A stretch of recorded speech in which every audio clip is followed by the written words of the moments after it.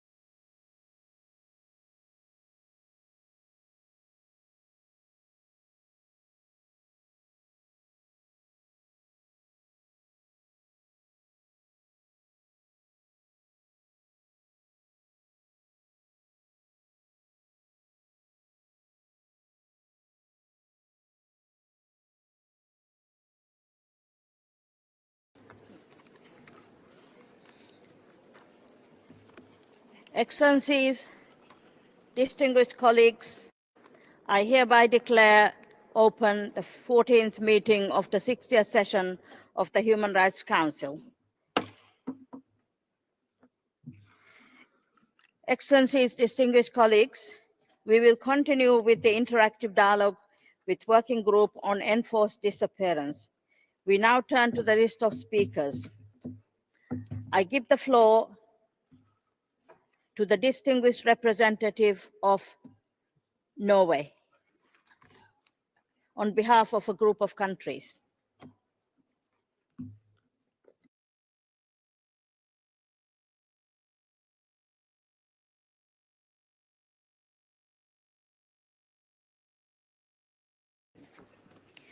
Looks like Norway is absent. I give the floor to the distinguished representative of Australia on behalf of a group of countries. President, I have the honour to deliver this statement on behalf of the group of friends of the responsibility to protect. The work of the Working Group on Enforced or Involuntary Disappearances is critical. Enforced disappearances are often indicators of atrocities being committed.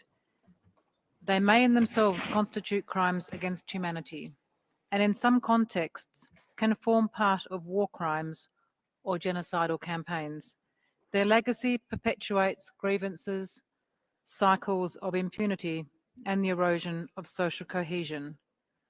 We note the working group's recent paper on universal criminal jurisdiction. Consistent advocacy by victims and families has driven innovation in accountability, including efforts to uncover the fate of the missing and to identify the perpetrators of the crime. Addressing enforced disappearances is therefore both a matter of justice for victims and a vital contribution to peace, stability, and atrocity prevention.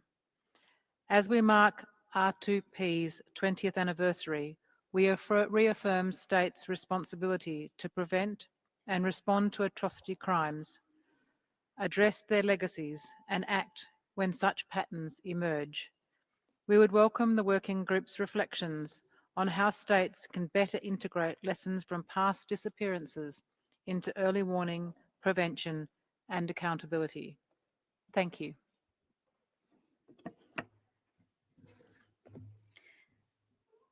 Thank you. I give the floor to the distinguished representative of European Union. Madame la Présidente. Madam Chair of the Working Group, enforced disappearance isn't part of the past. It's still being used by authoritarian regimes to repress civil society and by parties to conflict. 1,278 cases have been drawn to the attention of 38 states between May of 2024 and May of this year. So the work of the working group is useful on a daily basis to combating impunity and allowing loved ones to find responses. The European Union reiterates its unwavering commitment to combating enforced disappearance. We vehemently condemn it, whether it be perpetrated by state or private actors, and they're an international crime since the adoption in 2006 of the International Convention for the Protection of All Persons from Enforced Disappearance. We'd like to thank the working group for its latest report on enforced or involuntary disappearances. It highlights a worrying trend, the growing exposure of human rights defenders working on environmental subjects to threats, harassment, and forced or involuntary disappearance. This is a heightened risk when they're working on subjects with major economic and financial consequences. The EU calls on all states to cooperate with the working group and encourages them to ratify the International Convention. We thank the states that have made commitments during the World Congress on the 15th and 16th of January, and we call for the Congress to be fully implemented. Thank you. Thank you. I give the floor to the distinguished representative of Ghana on behalf of Group of African States, Africa Group. Thank you, Madam Vice President. I have the honor to deliver this statement on behalf of the African Group. We thank the Working Group for its comprehensive report and for its efforts to fully implement its mandate, despite the constraints caused by the ongoing liquidity crisis. We remain concerned that enforced disappearances remain a global phenomenon in Africa, including in Africa, especially in the context of the defense of land, natural resources, and the environment. At the regional level, the African Union has taken important steps, including the adoption of the AU Transitional Justice Policy, and the African Commission on Human and People's Rights has developed guidelines for the protection of all persons from enforced disappearance in Africa. These instruments provide practical and strategic direction for our states in the prevention, protection of victims, and holding perpetrators accountable. The African Group welcomes the Working Group study of the use of universal criminal jurisdiction in cases of enforced disappearance to promote accountability. We particularly underscore the importance of approaches that are victim-centered, inclusive, and respectful of national context. We reiterate the value of interstate cooperation and closer coordination between UN mechanisms and the African Commission on Human and People's Rights to eradicate enforced disappearances. Finally, these spheres of human rights consist with its international legal obligations. Thank you.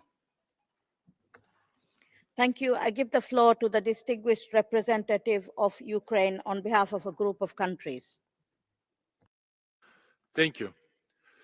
I have the honor to deliver my statement on behalf of the group of 32 states and my own country, Ukraine. We commend the working group for the work carried out. Since 2014, and particularly after February 2022, over 70,000 people, including 20,000 children, have been registered as missing in Ukraine. These alarming figures highlight the gravity of Russia's aggression. Russia's occupying forces are increasingly and systematically abducting individuals, arbitrarily detain them incommunicado, and subject them to physical and psychological torture and ill treatment. We strongly condemn the reportedly systematic use of enforced disappearances by Russia in the temporarily occupied territories of Ukraine and its refusal to engage with the working group, provide information on Ukrainian prisoners of war, civilian detainees, and deported children in violation of international humanitarian law and human rights law. In this regard, we call on the working group to continue its active monitoring on the situation in Ukraine, including through urgent actions and thematic reporting, to urge Russia to grant access to all international monitoring missions in all temporarily occupied territories, to support Ukraine's efforts to document these crimes and ensure accountability at both the national and international levels. We count on the continued support of the working group and the entire international community in our fight for justice and safe return of all Ukrainians. Thank you. I give the floor to the distinguished representative of Algeria on behalf of a group of Arab states. شكرا سيدة نائب الرئيس. أتشرف بال Thank you, Madam Vice President. I'm honored to deliver this statement on behalf of the Arab group. The Gaza Strip and the occupied Palestinian territories face a wave of arrests of civilians. We can see that the occupying power, Israel, has adopted a systematic policy of enforced disappearance against Palestinians. We condemn this crime against Palestinians. It is an international crime under the International Convention on Enforced Disappearance and relative Geneva Conventions. We call on relevant UN mechanisms to combat this crime and to support the search for all victims. There are systematic attacks on Palestinians, and we call for these attacks to be halted, as well as the systematic violations of human rights, which are tantamount to international crimes. We call upon the international community to take a firm stance in order to bring an end to this situation. Thank you very much, Madam Vice President. Thank you. I give the floor to the distinguished representative of Norway on behalf of a group of countries. Madam Vice President, my apologies and thank you for your understanding. I have the honor to speak on behalf of the Nordic Baltic countries. We thank the working group for its tireless and important work to shed light on enforced disappearances. Thousands of people disappear due to their civil or political engagement. We are deeply troubled that some states use enforced disappearances as a tool to intimidate and silence civil society. It is the exact opposite of the rule of law and may constitute crimes against humanity or war crimes. As the report highlights, enforced disappearances are also used as a tool to target human rights defenders, communities, indigenous peoples, and other actors who advocate for the preservation of their land and natural resources. Both states and non-state actors, including enterprises, are responsible for such human rights violations and abuses. States are responsible for properly investigating enforced disappearances, holding perpetrators to account, and ensuring justice for victims. Failure to do so may lead to cycles of impunity and the erosion of social cohesion. Addressing enforced disappearances is therefore a vital contribution to peace and stability. We encourage all states to accept and facilitate visits by the working group. And my question would be, what are the most effective mechanisms that the international community can use to hold states accountable for enforced disappearances? I thank you. Thank you. I give the floor to the distinguished representative of Mexico. Gracias, Thank you, Madam Vice President. Mexico would like to thank the working group for its report, and we reiterate our commitment to the prevention, investigation, punishment and eradication of enforced or involuntary disappearances. Para mi gobierno. En los últimos años, México ha fortalecido su marco institucional y presupuestal. Mexico has strengthened its institutional and budgetary frameworks. The National Search Commission and 32 local commissions work constantly with families and associations and have established fora for dialogue and coordination with them. The National Strategy for Mass Search, set up in 2023, has led to enhanced technical capacity, a stronger national network of searchers, and enhanced human identification techniques. We pay tribute to the courage of families, particularly mother searchers, whose efforts have been vital for more effective policies. And we provide specific protection measures to those mothers, journalists, and human rights defenders. These mechanisms are a model for our region.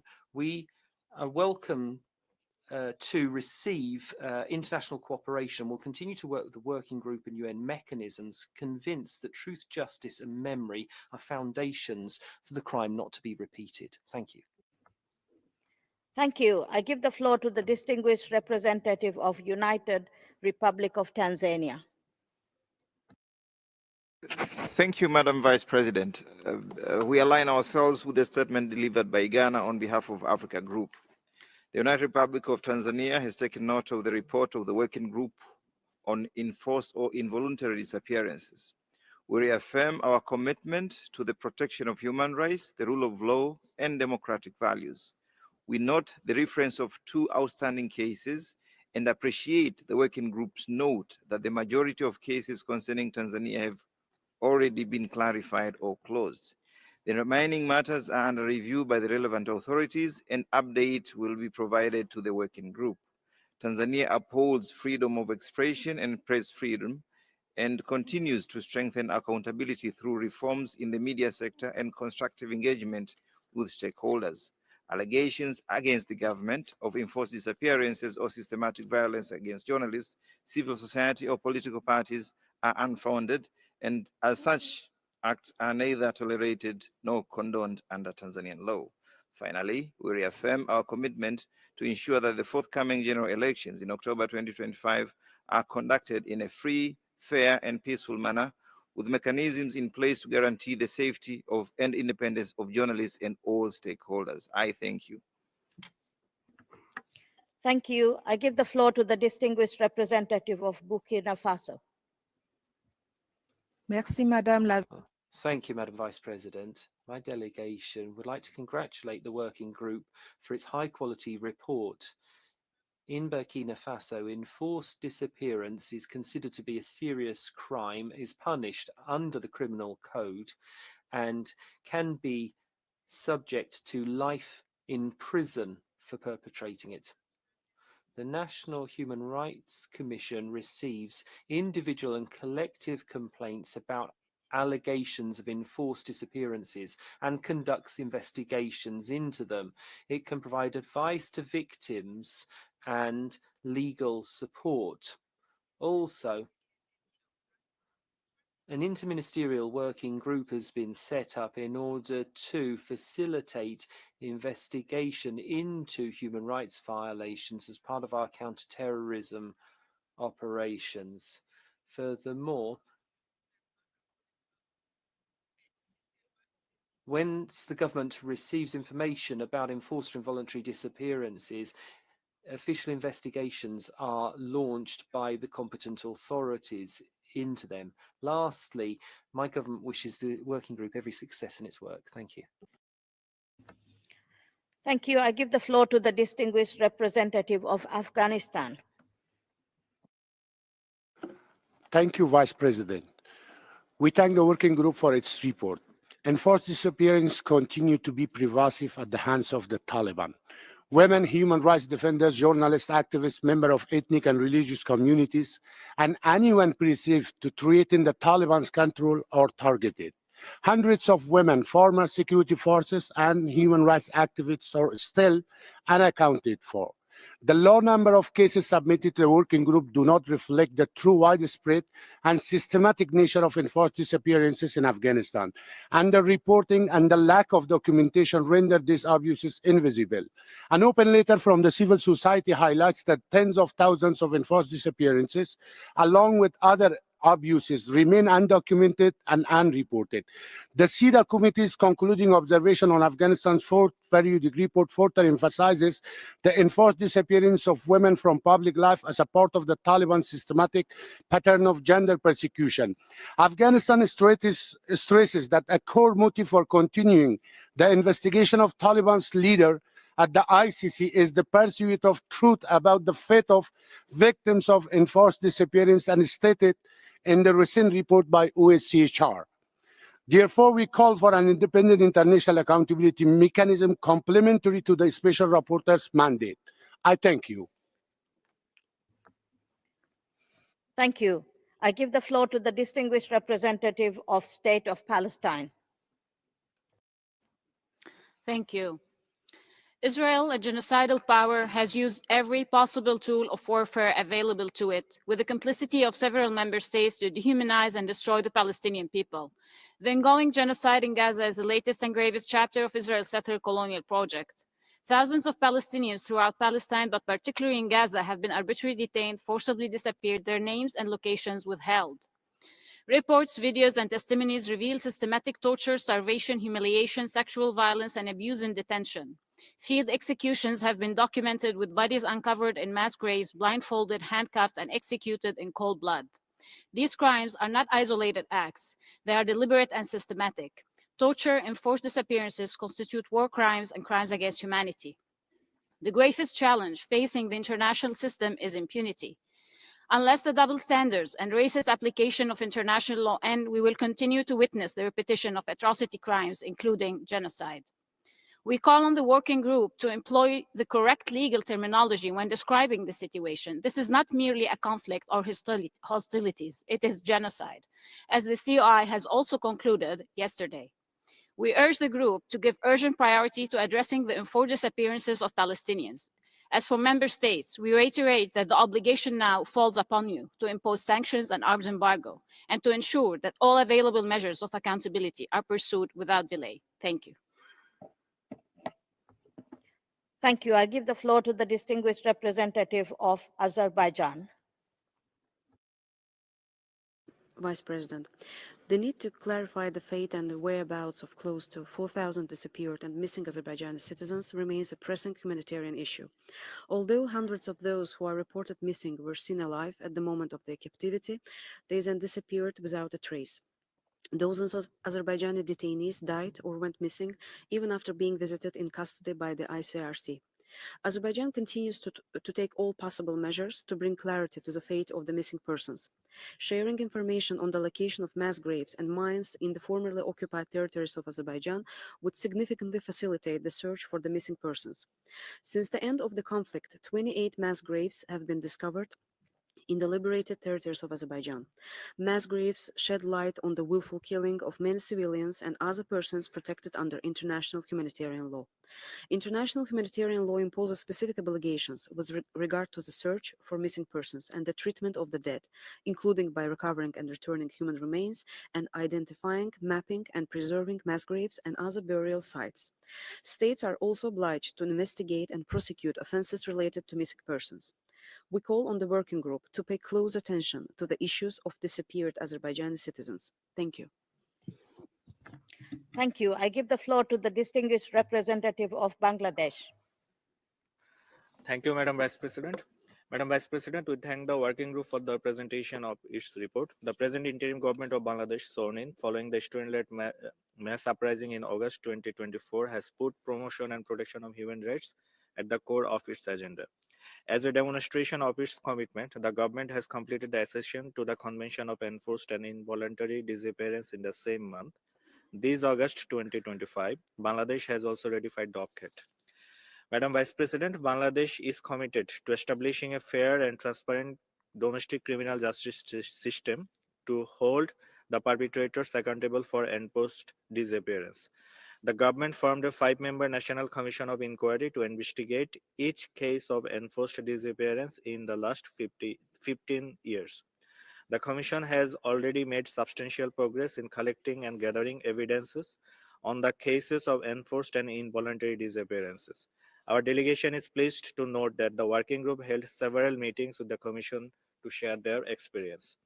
Despite remain pending for 12 years, the government has responded affirmatively to the request of country visit by the working group. Last June, our government has facilitated the technical visit of a 2-member delegation of the working group to Bangladesh.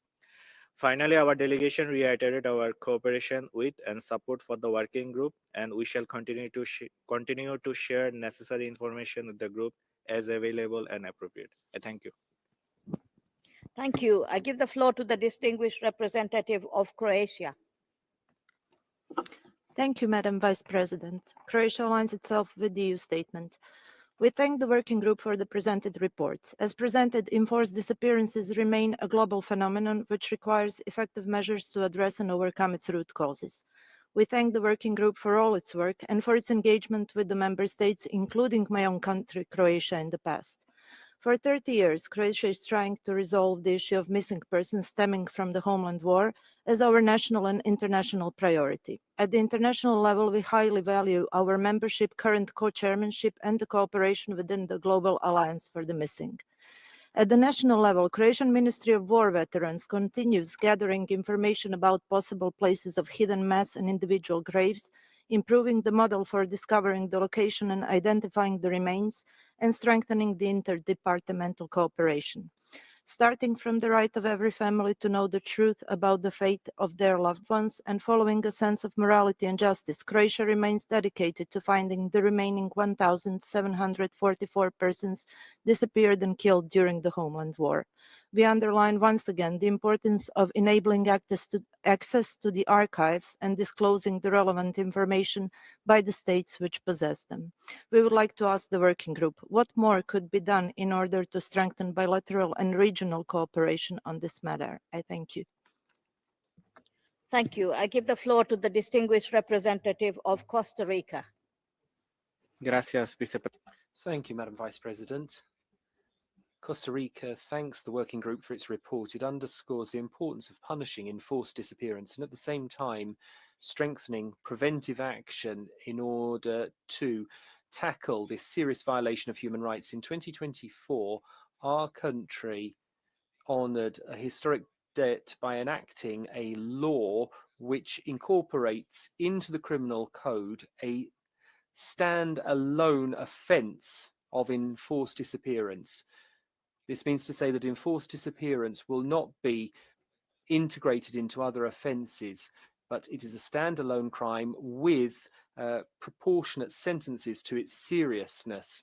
We've also strengthened interinstitutional coordination and set up a warning system and promoted cooperation with other states. We're aware of the risks linked to human mobility, and we have facilitated search processes when people go missing, and we provide support to families of victims.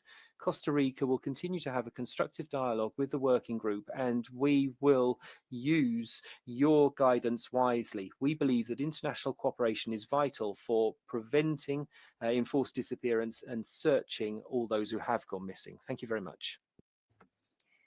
Thank you. I give the floor to the distinguished representative of China. Madam Vice President, the Chinese delegation takes note of the report presented by the working group. Enforced disappearances constitute an extreme violation of human rights and should be strictly punished by all countries according to the law. China is a country governed by the rule of law and firmly opposes enforced disappearances. Under China's constitution and law, citizens enjoy personal freedom, and no organization, entity, or individual may unlawfully restrict the freedom of others. China firmly opposes the working group's disregard of the authoritative information provided by China and its slanderous misrepresentation of China's lawful case handling and routine law enforcement activities.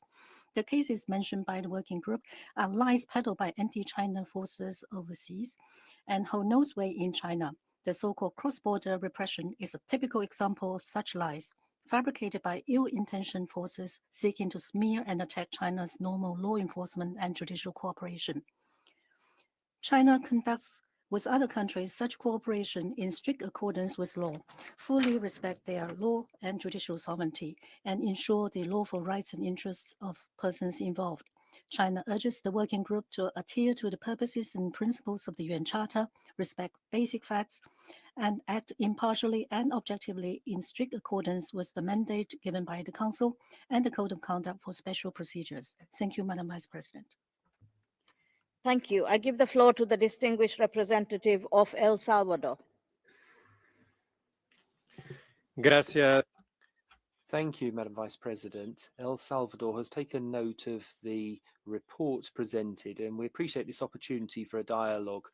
We're firmly committed to human rights, and we consider transparent and proactive cooperation with special procedures to be one of the cornerstones of our policy. That's why our government has responded in detail and in timely fashion to every concern raised by the working group.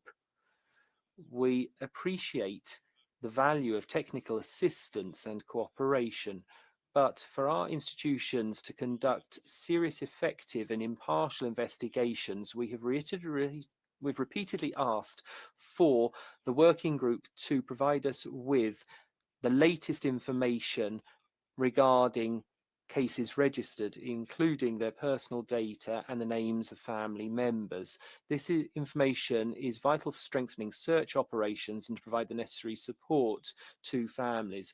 With regard to the references made in the report, El Salvador rejects the idea that there are inhumane detentions in El Salvador. We have humane conditions in our prisons, which have been corroborated by independent organisms, including the Office of the High Commissioner for Human Rights. Thank you.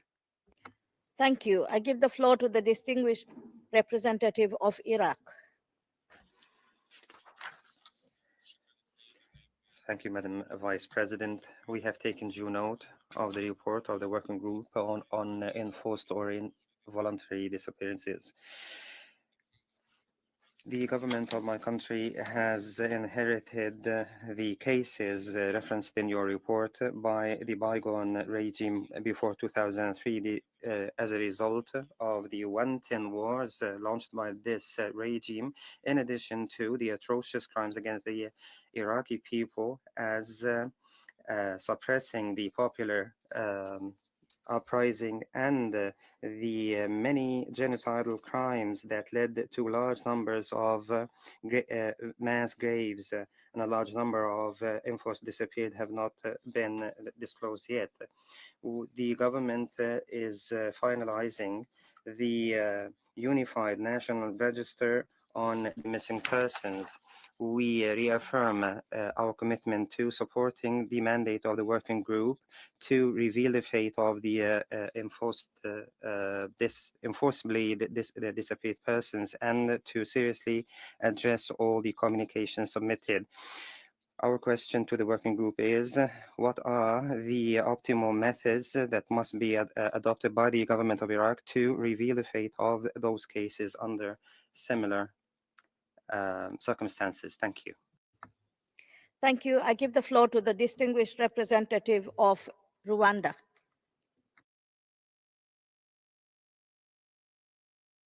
Madam Vice President, we took note of the report of the working group. We firmly condemn enforced disappearances and establish robust safeguards to prevent such occurrences. The Rwanda Investigation Bureau maintains the dedicated desk for missing persons. Given our shared regional challenges, porous borders, and persistent instability, some individuals initially reported missing have been found among armed groups in neighboring countries. Rwanda remains vigilant, actively monitoring and addressing all reported missing person cases within our borders. We note with concern that certain cases of missing persons in DRC have been linked to Rwanda. We urge you caution against this politicized attribution as it risks distorting the reality on the ground. These cases involve Congolese nationals reportedly abducted within DRC by armed groups operating independently of Rwanda. Therefore, Rwanda respectfully emphasizes that These investigations fall under the jurisdiction and responsibility of the DRC authorities. Associating these cases with Rwanda introduces potential misperception, raises concern regarding double standard, and may undermine the integrity of human rights mechanism. Rwanda advocates for impartial and consistent application of international human rights standards grounded on factual accuracy, respect for national sovereignty, and strengthening the rule of law. I thank you, Madam Vice President. Thank you. I give the floor to the distinguished representative of Sudan.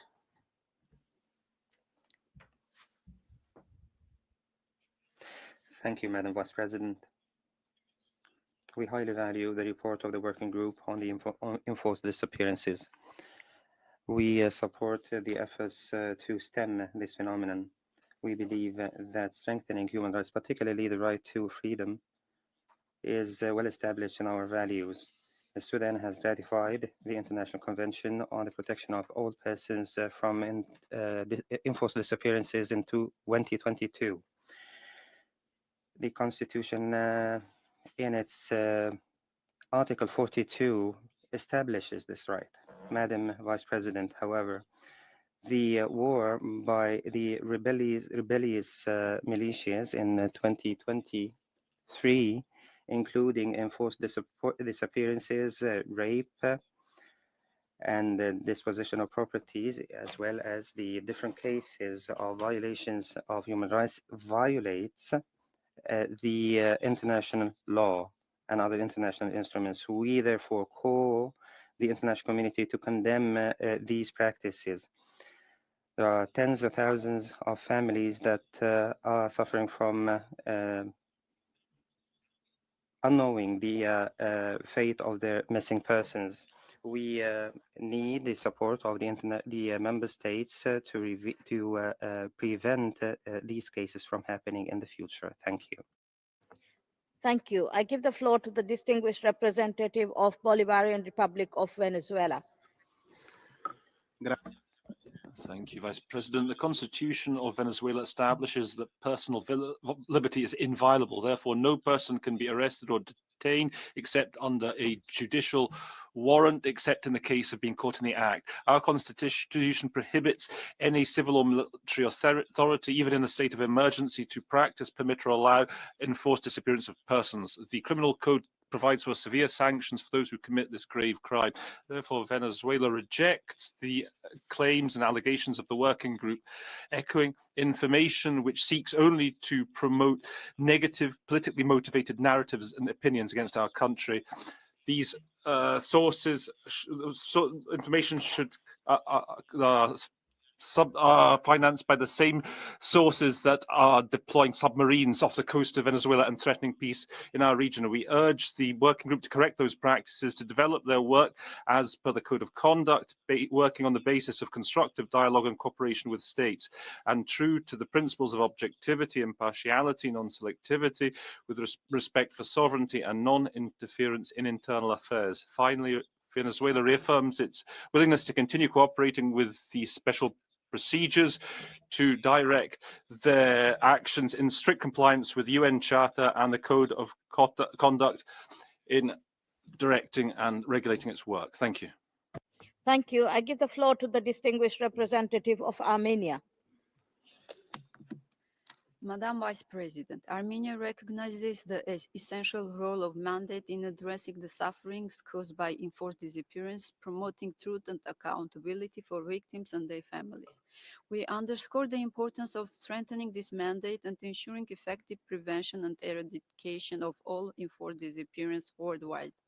Armenia attaches high importance to operationalization of paragraph 9 on missing persons and enforced disappearances in the framework of the initial agreement on establishment of peace and interstate relations between Armenia and Azerbaijan. In this regard, important steps have been already undertaken, which inform the discussions of the First World Congress on enforced disappearances held in Geneva this year.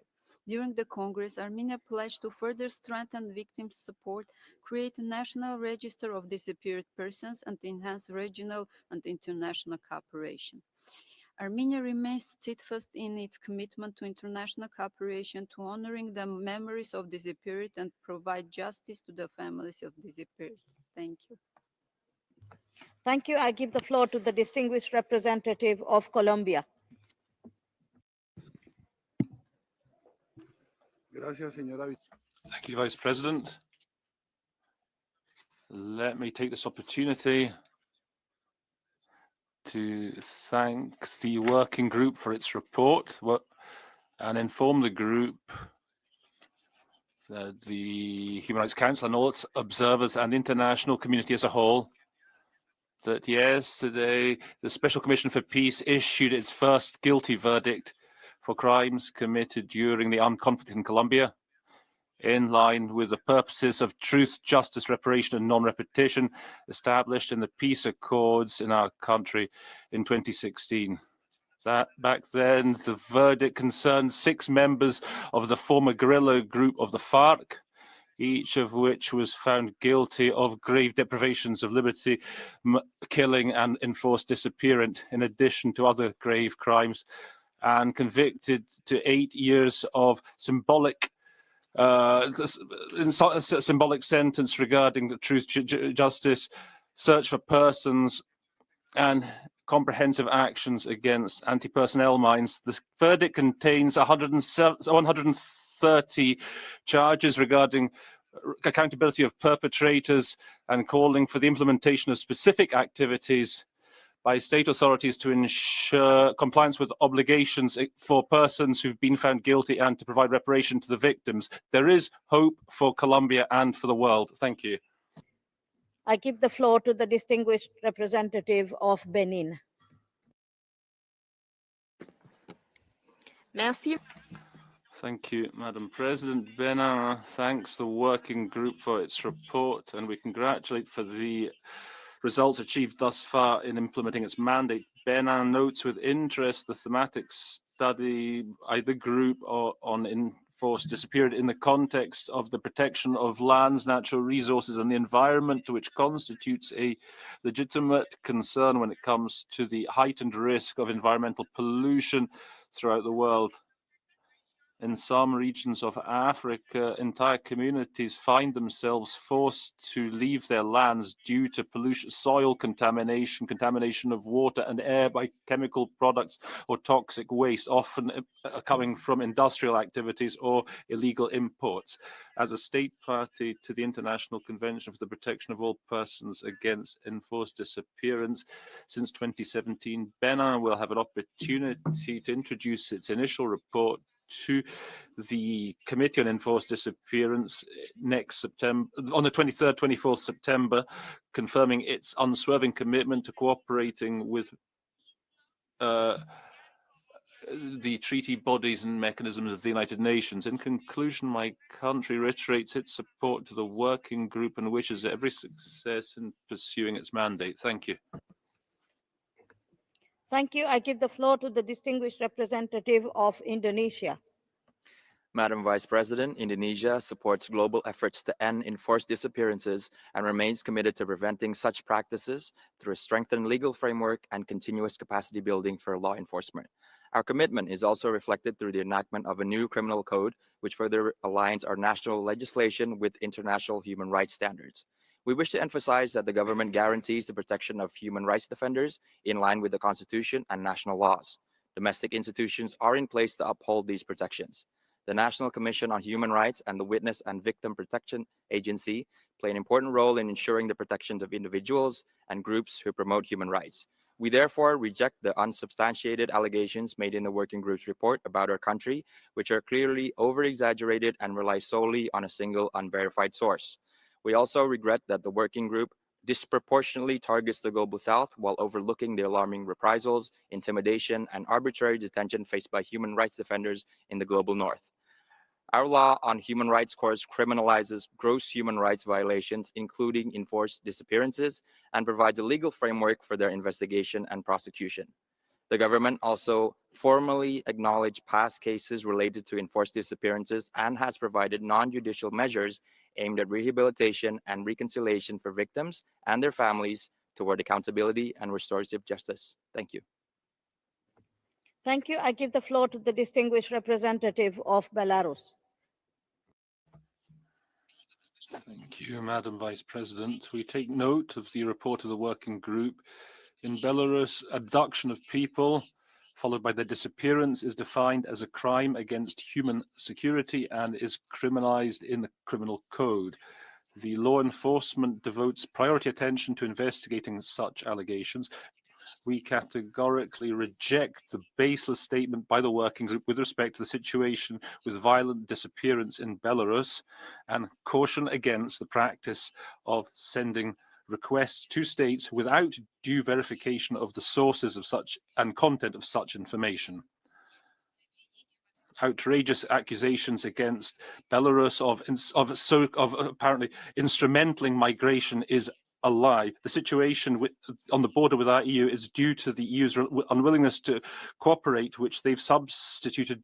They've placed pointless fences, and current EU legislation runs counter to international commitments and creates risk of forced disappearance.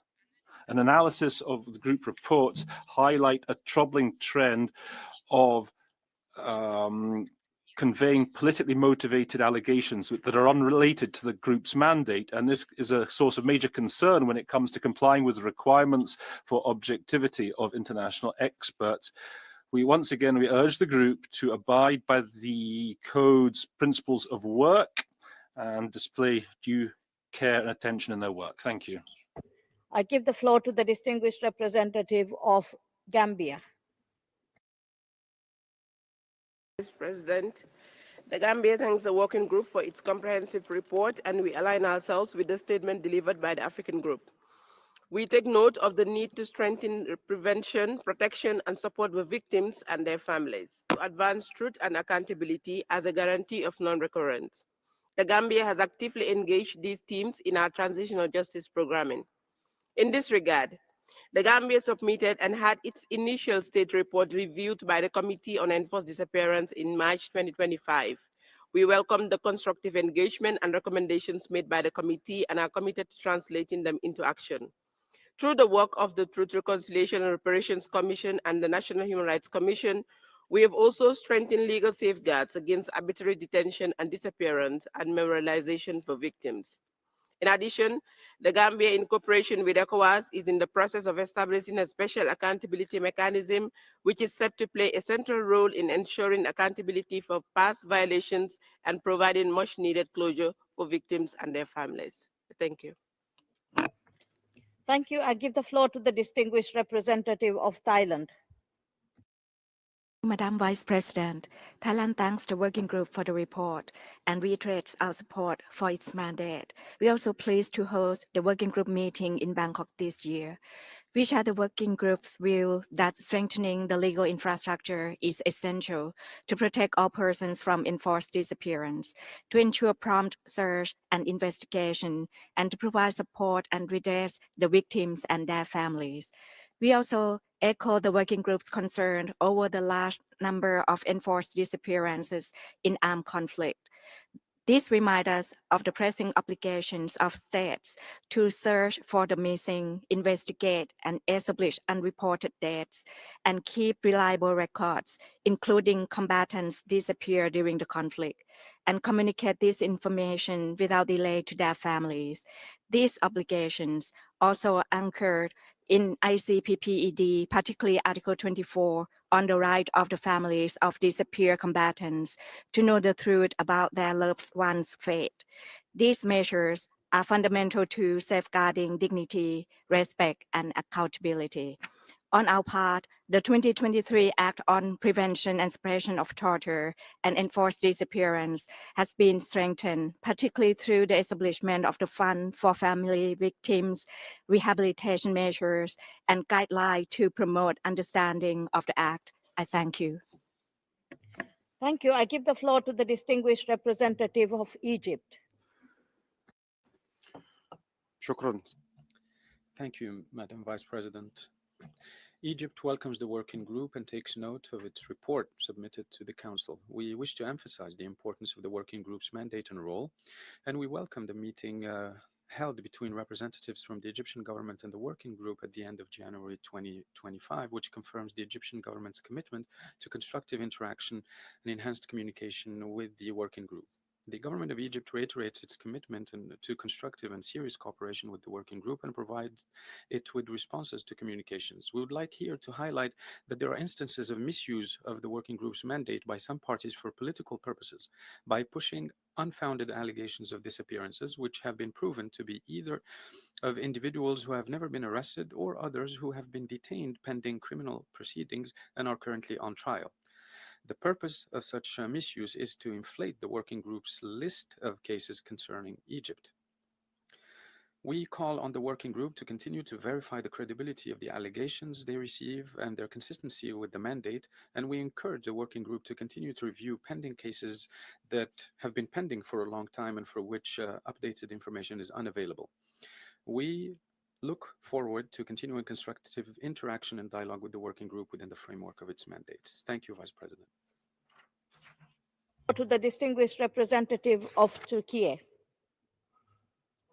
President, the issue of missing persons in Cyprus is a humanitarian tragedy affecting both Turkish Cypriots and Greek Cypriots. It should be recalled that Turkish Cypriots have been affected since 1963, when hundreds were taken from their workplaces, homes, or roads, never to be seen again. Thus, a substantial number went missing well before 1974.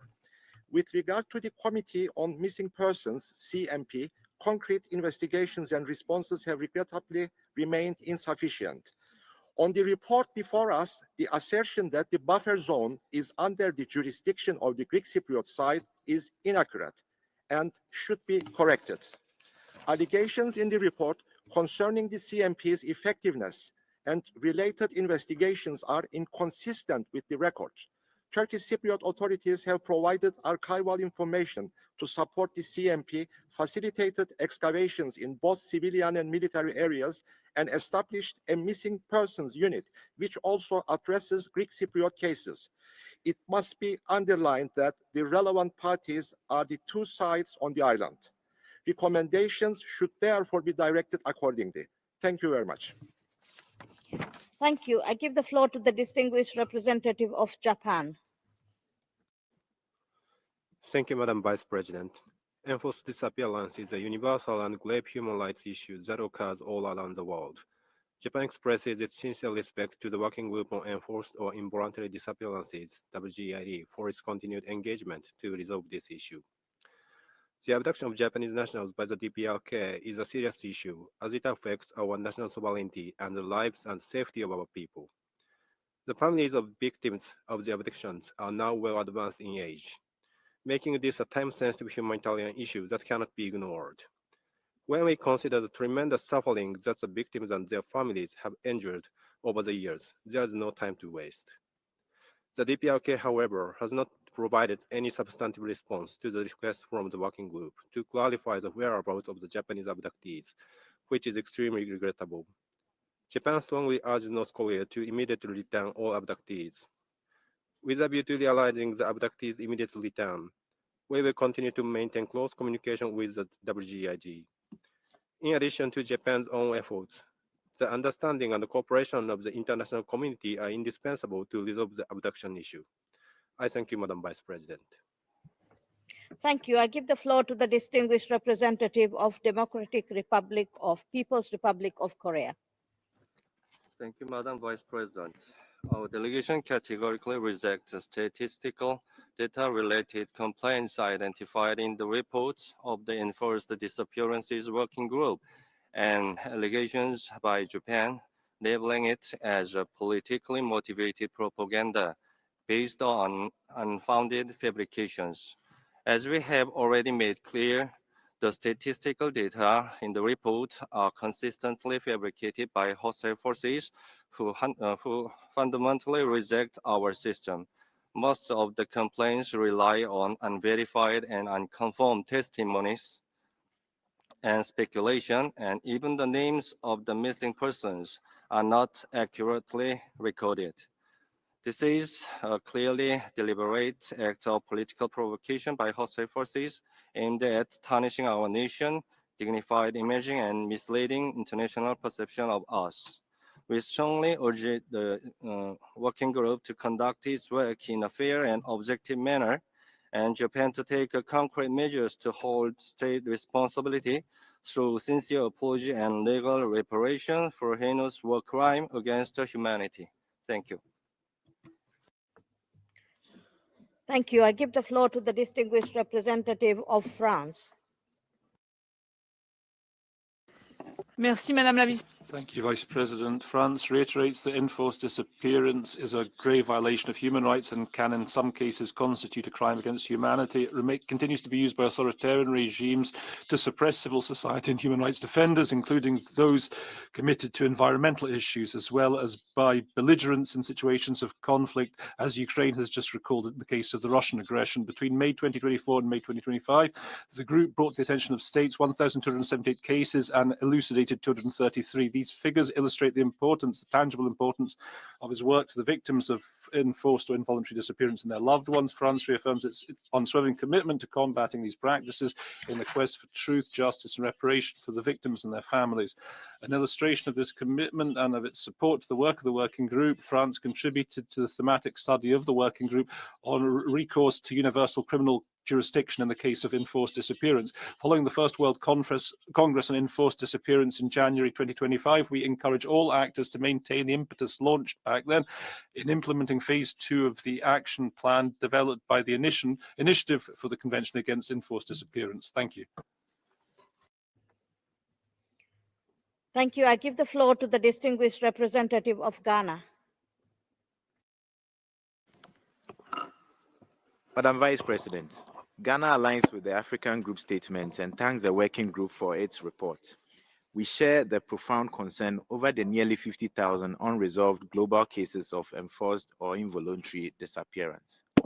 My delegation's commitment against acts of enforced disappearances is anchored in Article 14 of our 1992 Constitution, which guarantees the right to personal liberty and provides robust safeguards against enforced disappearance and arbitrary detention. The Commission on Human Rights and Administrative Justice is empowered to investigate complaints and provide recourse to victims. Acknowledging the need for a specific legal framework, Ghana is actively considering steps to ratify the International Convention for the Protection of All Persons from Enforced Disappearance and to explicitly criminalize this unacceptable act as an autonomous offense in our national law. Madam Vice President, we reiterate the importance of international cooperation and justice in curbing this dreadful act. Ghana remains firmly committed to upholding its human rights obligation and to constructively engage with all UN mechanisms to eradicate enforced disappearance. I thank you, Madam Vice President. Thank you. I give the floor to the distinguished representative of Pakistan. Thank you, Madam Vice President. We take note of the working group's report. Pakistan has consistently engaged with the working group in a constructive manner.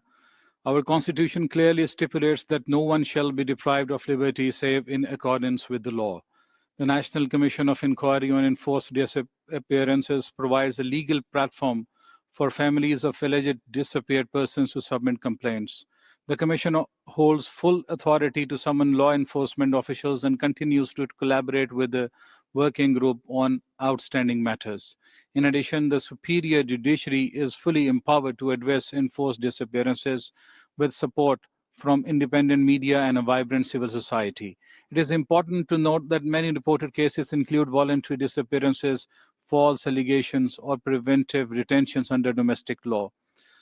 We also wish to draw attention to the deteriorating situation in the UN-recognized occupied territories, where enforced disappearances and serious human rights violations have intensified in recent years. In particular, the alarming situation in occupied Palestine merits sharpened focus by the working group. Madam Vice President, we emphasize the necessity for all SPMHs to carefully verify the reliability and accuracy of information received and focus their observations on within their area of expertise. Human rights mechanisms are most effective when founded on objectivity. We remain committed to our continued constructive I dialogue. give the floor to distinguished representative of Uruguay. Thank you, Vice President. Uruguay is grateful to the working group on enforced involuntary disappearance for introducing its report, while renewing its support to the humanitarian work carried out by the experts and in providing support to victims and family members. We're grateful for the technical assistance and cooperation provided to states in clarifying cases of enforced disappearance and ensuring non-repetition. Uruguay reiterates its firm commitment to the right to truth, justice, memory, reparation, and guarantees of non-repetition, in spite of the difficulties its scope involves. The recent participation in the First World Congress on Enforced Disappearance held in Geneva in January 2025 and the commitments assumed by our country are a sign of this. We're grateful to the working group for their study into the application of universal criminal jurisdiction into cases of enforced disappearance, the analysis of its importance in promoting accountability for crimes criminalized in international law and for providing a victim-centered response, as well as its recommendations, which we'll be analyzing in detail. Finally, we want to stress the importance of states cooperating with the working group, in particular when it comes to requests for visits, so that the group can fully discharge its mandate. Thank you. Thank you. I give the floor to the distinguished representative of Poland. Madam President, Poland aligns itself with the statement delivered by the European Union. We thank the working group for its comprehensive report. Enforced or involuntary disappearances are not only a deplorable practice, but also a clear breach of international law, and as such, they need to be condemned and documented with a view of ensuring accountability, regardless if the perpetrators are state or non-state actors.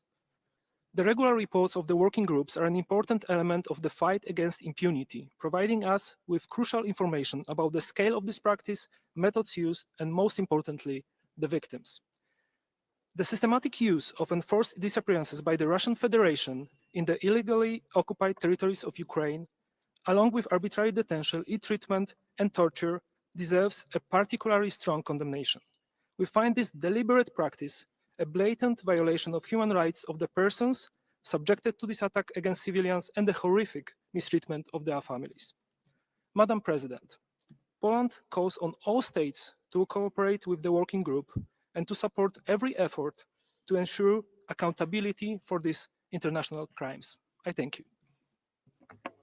Thank you. I give the floor to the distinguished representative of Spain. Thank you very much, Madam Vice President. Spain endorses the statement delivered by the European Union. Firstly, we'd like to thank the working group for its activity report. The work of the working group since 1980 has been absolutely vital. We really appreciate the working group's contributions to the First World Congress on enforced disappearance earlier this year, with a large participation from civil society and victims that shared their experiences and recommendations. This year's report from the working group is particularly poignant for the families of persons disappeared in Gaza. They haven't been able to report cases because they've been fleeing violence. So you join the voice of various council mechanisms in calling for the violations of international humanitarian law and international law being committed in the territory to be properly documented. Spain welcomes the fact that the working group is going to study the issue of enforced disappearance and processes of memorialization from a victim-centered perspective during the course of next year, finding the truth and recognizing dignity are part of the same process. This morning, Spain, along with other countries, is sponsoring a side event on the importance of this forensic work. We must make sure that none of these people who are involved in searches are subject to threats. Belgium. Merci, Madame. Thank you, Madam Vice President. Belgium reiterates its steadfast support to the working group. We call on all member states to fully cooperate with the working group. As in previous years, the working group has received a large number of reports of enforced disappearances. Nevertheless, there is under reporting of disappearances because of a fear of reprisals. So the scope of this phenomenon might be much greater than official statistics would suggest. Enforced disappearance continues to be used as a tool of repression against dissidents and human rights defenders. We share the working group's concern about the hostile environment facing victims, lawyers, organizations, and human rights defenders. They often face intimidation, obstruction, and sometimes reprisals. It's absolutely vital that they be able to work for the benefit of liberty, freedom, justice, and reparations. Belgium is perturbed by the transnational repression which is linked to enforced disappearance. So that's why this scourge has to be considered to be a global issue. And what measures can be taken, Madam Chair Rapporteur, to tackle the worrying trend of transnational elements in enforced disappearance? Thank you. Distinguished representative of Togo. Madame la Vice-Présidente. Thank you, Madam Vice President. My delegation would like to thank the working group for its report. We're particularly pleased to hear about the meeting with the working group during the 133rd session in September 2024 with some really good exchanges between us and the working group. This shows that Togo remains fully committed to working closely with international mechanisms on enforced disappearances, particularly the working group and the committee. We're pursuing our efforts to investigate disappearances, working with concerned families and the National Human Rights Institution, civil society. And we've also taken into consideration the recommendations of the Truth, Justice and Reconciliation Commission and their implementation by the High Commission for Reconciliation and Strengthening National Unity. We're also criminalising enforced disappearances, working on prevention and awareness raising, as well as capacity building. Thank you very much. Thank you. This was the last speaker we could accommodate for this debate. We will now turn to the list of speakers for national human rights institutions and non-government organizations. I give the floor to State of Palestine Independent Commission for Human Rights. Intervention by video. Mr. President, distinguished members of the Working Group, the Independent Commission for Human Rights welcomes the Working Group's report, which documents a sharp surge in Palestinian cases of enforced disappearance in 2003-2004 committed by the Israeli authorities and highlights Israel's persistent lack of cooperation with the mandate. Our records document over 11,200 disappeared persons, including more than 4,700 women and children. These practices are enabled by recent amendments to Israel's unlawful combatant law, permitting prolonged incommunicado detention without due process. Measures expanded in 2003 and 2004. Lawyers and ICRC have repeatedly been denied access amid reports of torture, starvation, and denial of medical care. We therefore urge the Council to press Israel to disclose the fate, whereabouts, and the conditions of all detainees and restore unhindered ICRC access, support an independent international investigation into mass arrests and enforced disappearance, ensure immediate access to lawyers and humanitarian agencies, and the release of all arbitrarily detained persons, encourage a national mechanism to register and trace disappeared, and advance accountability, including before the ICC, consistent with the ICJ provisional measures recognizing a plausible risk of genocide in Gaza. Thank you. Thank you. I give the floor to Ukrainian Parliament Commission for Human Rights. Intervention by video. Distinguished members of the Working Group, since 2014, Russia has been violating human rights in Ukraine. Systematic cases of enforced disappearances have been documented. Over 16,000 people are missing and unlawfully deprived of their liberty. Ukraine has verified 1,800 of these cases. Those abducted are held incommunicado with their whereabouts concealed. Their basic rights are being violated. This constitutes a gross violation of the International Convention for the Protection of All Persons from Enforced Disappearance.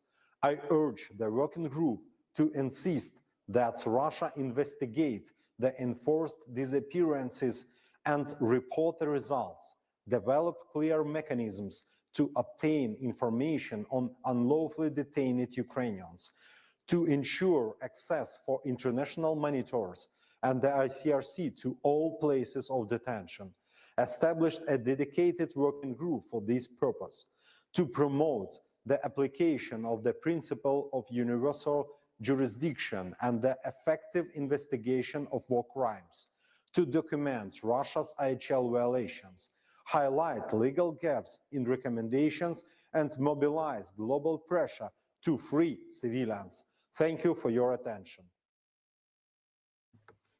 Thank you. I give the floor to Zimbabwe Human Rights Commission.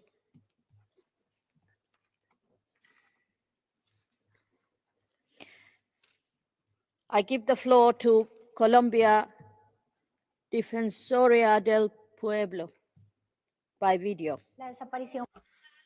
Enforced disappearance has been one of the most serious and persistent violations of human rights in Colombia.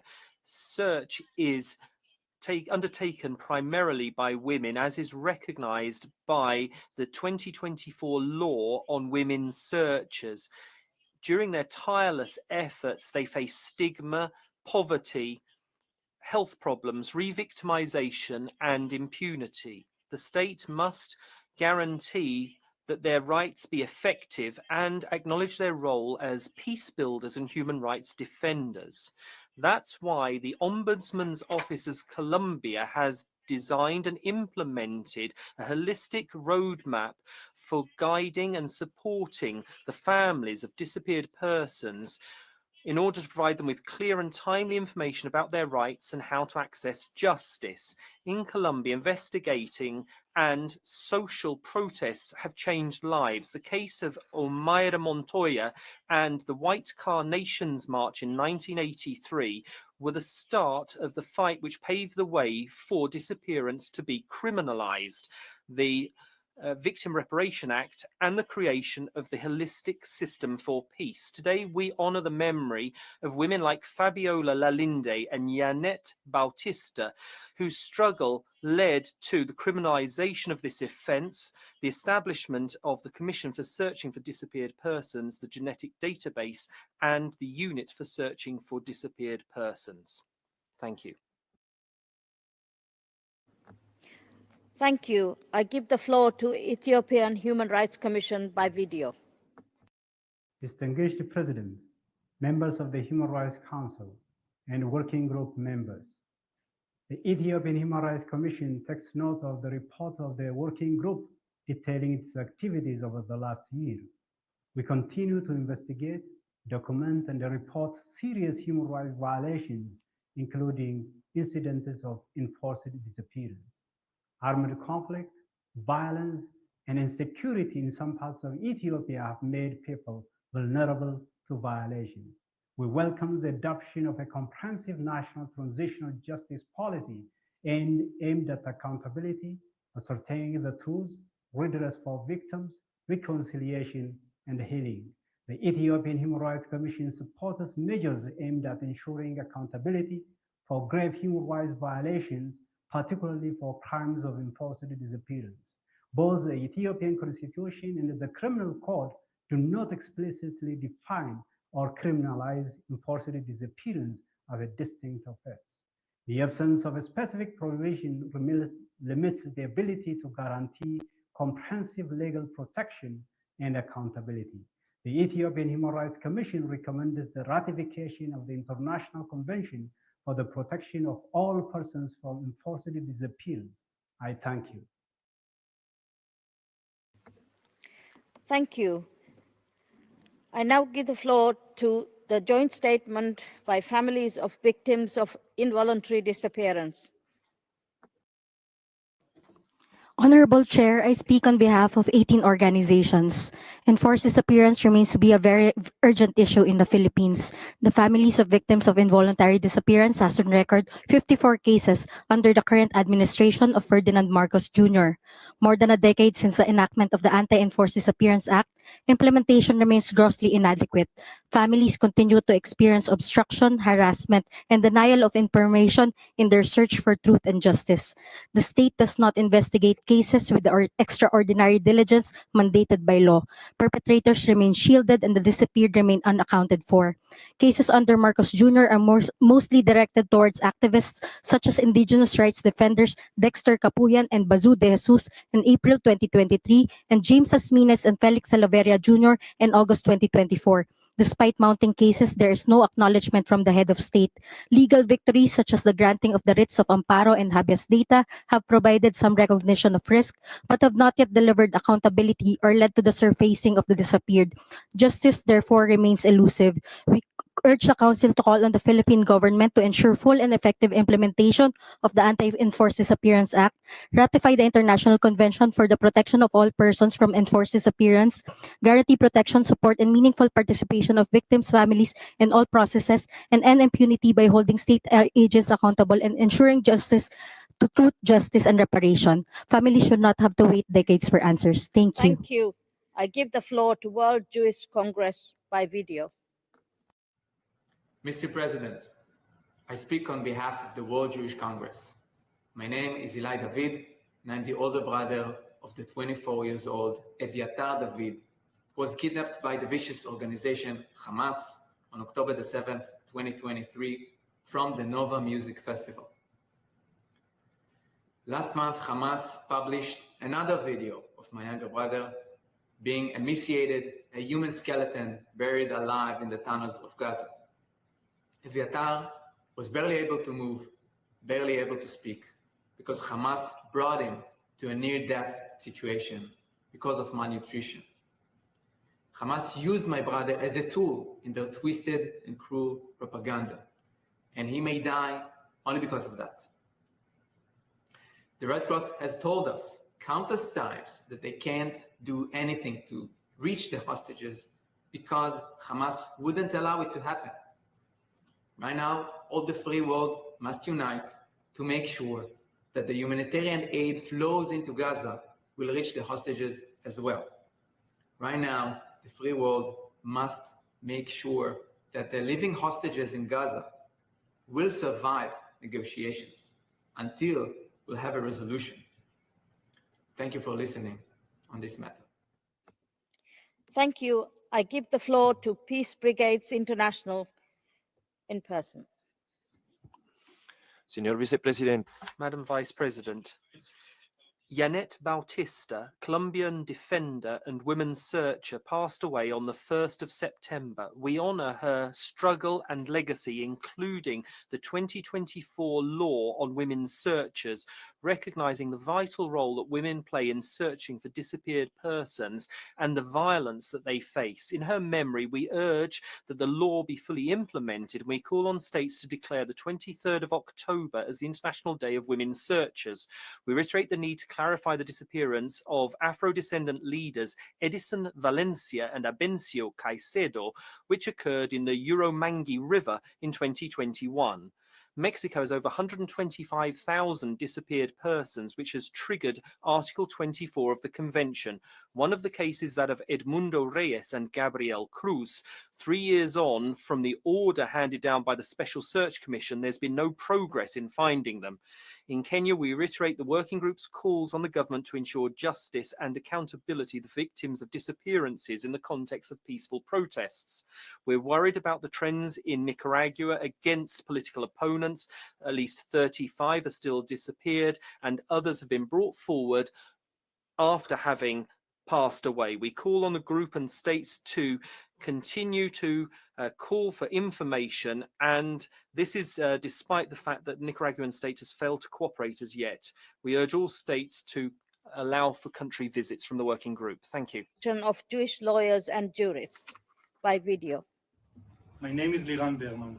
Almost 2 years ago, my twin brothers, Gali and Ziv, were kidnapped from their bed by Hamas terrorists. Since then, our family has been living a nightmare. My parents' health deteriorates every day, and my life is on hold. I exist only as a brother of two hostages. On October 7th, Hamas showed its true face, a terrorist group that murders innocent, thrives on cruelty, and weaponized hostage-taking. Gali and Ziv were torn apart, held in darkness, denied food, medicine, and dignity. Each day in captivity robs them of health, hope, and humanity. Every day they survive is a miracle. I want them home so my mother can finally hug them, and they can hug our disabled father. Their return will restore the light that vanished with their abductions. The world has failed them for 2 birthdays. The international community must act now before it's too late. Use every tool, every form of pressure, every channel of diplomacy to demand their release. The lives of Gali and Ziv and the freedom of all hostages depend on it. Their release is not only a moral duty, it is a legal obligation and a test of this Council's responsibility to defend human rights in the face of terror. I am Liran Berman, their older brother, missing them every moment. Please, help me bring them back alive. Thank you. I give the floor to World Federation of Ukrainian Women's Organizations by video. The working group for this report. The World Federation of Ukrainian Women's Organizations is deeply concerned about the more than 2,700 outstanding cases and a backlog of more than 8,000 unreviewed cases that involve the Russian Federation under the working group's mandate. As confirmed by the UN Commission of Inquiry, within the context of the full-scale invasion of Ukraine, forced disappearances are conducted by Russian authorities in a widespread and systematic manner against civilians, and these disappearances constitute crimes against humanity. Currently, in addition to thousands of Ukrainian military prisoners, Russia detains thousands of Ukrainian civilians. Many have been detained for years, among them journalists, social and political activists.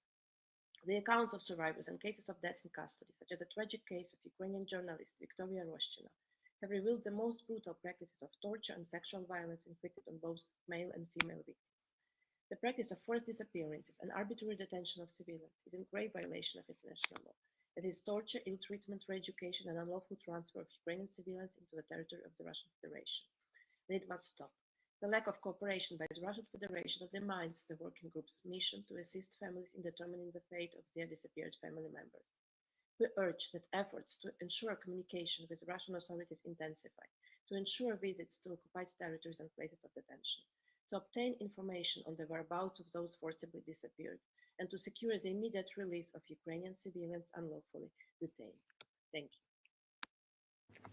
Thank you. I give the floor to Women's Human Rights International Association. Thank you, Madam Vice President. We are alarmed by the escalating waves of political execution and enforced disappearances in the Islamic Republic of Iran, which reflect a dangerous resurgence of patterns seen in the 1988 massacres. Political prisoners continue to be executed in secret, denied due process, and forcibly disappeared. The whereabouts of many detained protesters and activists remain unknown, placing them at serious risk. These acts violate international human rights law and amount to ongoing crimes against humanity.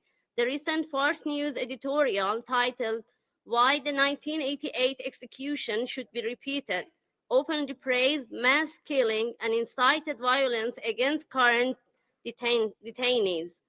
This rhetoric, published by a state-run outlet, constitutes incitement to atrocity crimes and must be publicly condemned. We urge the working group and member states to investigate incitement in state media, demand transparency on the fate of disappearance persons, and support the establishment of an international accountability mechanism. The silence of 1988 must not be repeated. The responsibility to prevent further atrocities rests with this Council. I thank you. Thank you. I give the floor to the joint statement by Association Maona for Human Rights and Immigration. Thank you. We share the concerns of the working group regarding the situation of enforced disappearances in Yemen. Under de facto Houthi control, persistent patterns of impunity prevail, marked by the institutionalized and systematic use of arbitrary detention, torture, and enforced disappearance. The Yemeni Network for Rights and Freedoms reports that 2,678 Yemenis went missing between January 2018 and April 2025 in Houthi-controlled areas, most of whom are considered to be victims of enforced disappearance. On August 30th, 2025, while the international community was commemorating the victims of enforced disappearances, 13 affiliated members of a Yemeni political group, the General People's Congress, were abducted by the Houthis. Their whereabouts remain unknown. For years now, many journalists and human rights defenders have been victims of enforced disappearance, abducted by the Houthis. It is well documented by the UN that children are subject to abduction and coercion, forced to become soldiers fighting under the Houthis' war against the Yemeni people. Children are thought to hold weapons when they should be holding their mother's hands. There are widespread concerns in Yemen regarding the enforced disappearances of many of these children. As such, we call on the working group, as well as all UN concerned bodies, to act in establishing effective searches of those who have disappeared in Yemen and to enact preventative legal mechanisms. We encourage the working group to continue its meaningful work in monitoring the neglect of human rights in Yemen. Thank you. Thank you. I give the floor to Women's Network for Change by video. Dear President, in the summer of 1988, Iran executed over 30,000 political prisoners, burying them in secret mass graves. For 37 years, no one has been held accountable, and authorities continue to conceal the victims' fates. We're deeply concerned for the thousands of prisoners in Iran who may also face extrajudicial executions without international action. A July 2025 editorial by Fox News referred to the 1988 executions as a successful historical experience and called for their recurrence. As noted by the then Special Reporter on Iran in 2024, these executions may constitute crimes against humanity or genocide. We urge the Council to recognize this massacre as a part of ongoing state violence and impunity and call for an independent international investigation into these crimes to support survivors in their fight for justice. Thank you. Thank you. I give the floor to European Union of Jewish Students. Dear Madam Vice President, there are images that humanity should never have to see. One of them is the recent video of Eviatar David, an Israeli hostage in Gaza, gaunt, reduced to shadows, compelled to dig his own grave. This is not only an act of cruelty, it is the very embodiment of enforced disappearance, erasing a human being from the community of the living, suspending them between life and death. The hostages in Gaza are not statistics nor abstractions. They are human beings, stripped of liberty, of light, of identity itself. Their families remain trapped in silence, unable to speak, unable to grieve, unable to find peace.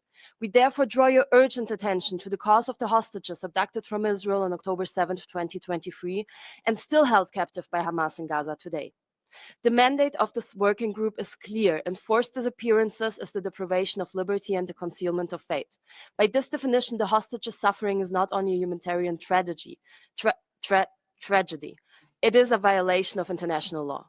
We urge the UN Human Rights Council to act now. No war, no politics can ever justify enforced disappearances, and law without courage is only paper. Let us ensure that those silenced are not forgotten and that their families are not left in endless darkness. Thank you. Thank you. I give the floor to Oidako by video. We make this statement in memory of Janet Bautista in Colombia. Enforced disappearance affects tens of thousands of families, particularly women searchers who continue to be denied truth and the possibility of mourning. We welcome the visit and report of the United Nations Committee on Enforced Disappearances, which was carried out at the end of 2024 to Colombia, which confirmed the persistence of the phenomenon and the need for a comprehensive response from the state. According to the search unit for persons who have disappeared, at August 26, 2025, 132,877 persons have been disappeared in the context of the conflict. We call on the Council and Member States to urge Colombia to fully implement Law 2364 so as to guarantee the recognition of women's searchers with safety and economic support. We request that the search unit and forensic capacity be strengthened and sustainably funded. We emphasise the importance of ensuring that search, prevention and investigation policies are carried out with territorial, ethnic and gender perspectives. We call for humanitarian agreements with all armed actors to allow for safe searches and access to information. It's also necessary to address the specific needs generated by disappearances in the context of migration. Finally, it's vital to investigate and punish those responsible, including command structures, in order to guarantee non-repetition. Thank you very much. Thank you. This was the last speaker we could accommodate for this debate. I now give the floor to Ms. Gabriella Citroni for her concluding remarks. You have the floor, Ms. Citroni. You have 8.5 minutes. Thank you very much, Madam Vice President, and thank you all for your interventions starting yesterday and continuing today. I think that these interventions highlight something that a point I tried to make yesterday in my intervention: the importance of dialogue, the importance of exchanging, having the chance to frankly express ourselves. And I also reconfirm that we are pursuing the same aim. We are pursuing the aim of delivering truth, justice, and memory to those disappeared. Therefore, I encourage all states to pursue this dialogue, not only in this room, but also afterwards. We took note of some of the concerns that have been expressed, and I wish to reassure you, we have no political agenda. We know the code of conduct. We abide by the code of conduct. We act in good faith, and we pursue the same aim. That is to establish the fate and whereabouts of those disappeared. So for those states that have certain concerns, I invite them to engage with us even outside this room and answer to our request for information. We are sure that together we can clarify the misunderstandings or we can provide answers to families. In particular, to Venezuela and Belarus, I'm happy that I had the chance to hear from you today, and I hope I will hear from you also after this dialogue, because we have been trying to engage with you, but unfortunately without any response. To other states that express concerns with regard to our engagement or to our allegations, we have been in contact with those states, and I would like to acknowledge this. It has been important. In some cases, there have been misspelling of names, misunderstandings, and that was easily clarified, which reaffirms the fact that if we work together, we can find the responses we are after. Unfortunately, this dialogue also confirmed that enforced disappearance remains a global concern that is ongoing, that is not a phenomenon from the past, and that continues occurring in certain countries on a massive scale, to the extent that it can be considered, as I pointed out in my intervention yesterday, and as it was reconfirmed in some of the interventions today, as a crime against humanity or as genocide. In this regard, I particularly appreciate certain questions that I received in terms of how we can prevent this practice from occurring, early warning mechanisms. So in response to the question posed by Australia on behalf of a group of states in terms of early warning and prevention, I would first of all highlight the importance of codifying enforced disappearance as a standalone crime. This has a deterrent effect. This, as we will see in a second, also enables accountability. Therefore, I would like to commend countries that have codified enforced disappearance as a standalone crime. I would mention among those who took the floor, Thailand, Lithuania, Burkina Faso, and Costa Rica. And I'm particularly pleased to hear that Ghana is in the process of adopting or codifying enforced disappearance as a standalone crime. In this regard, I would express the working group availability to provide technical cooperation and assist in illustrating good practices and in accompanying this important step. Early warning mechanisms, preventive measures really revolve around the guarantees provided to persons deprived of their liberty.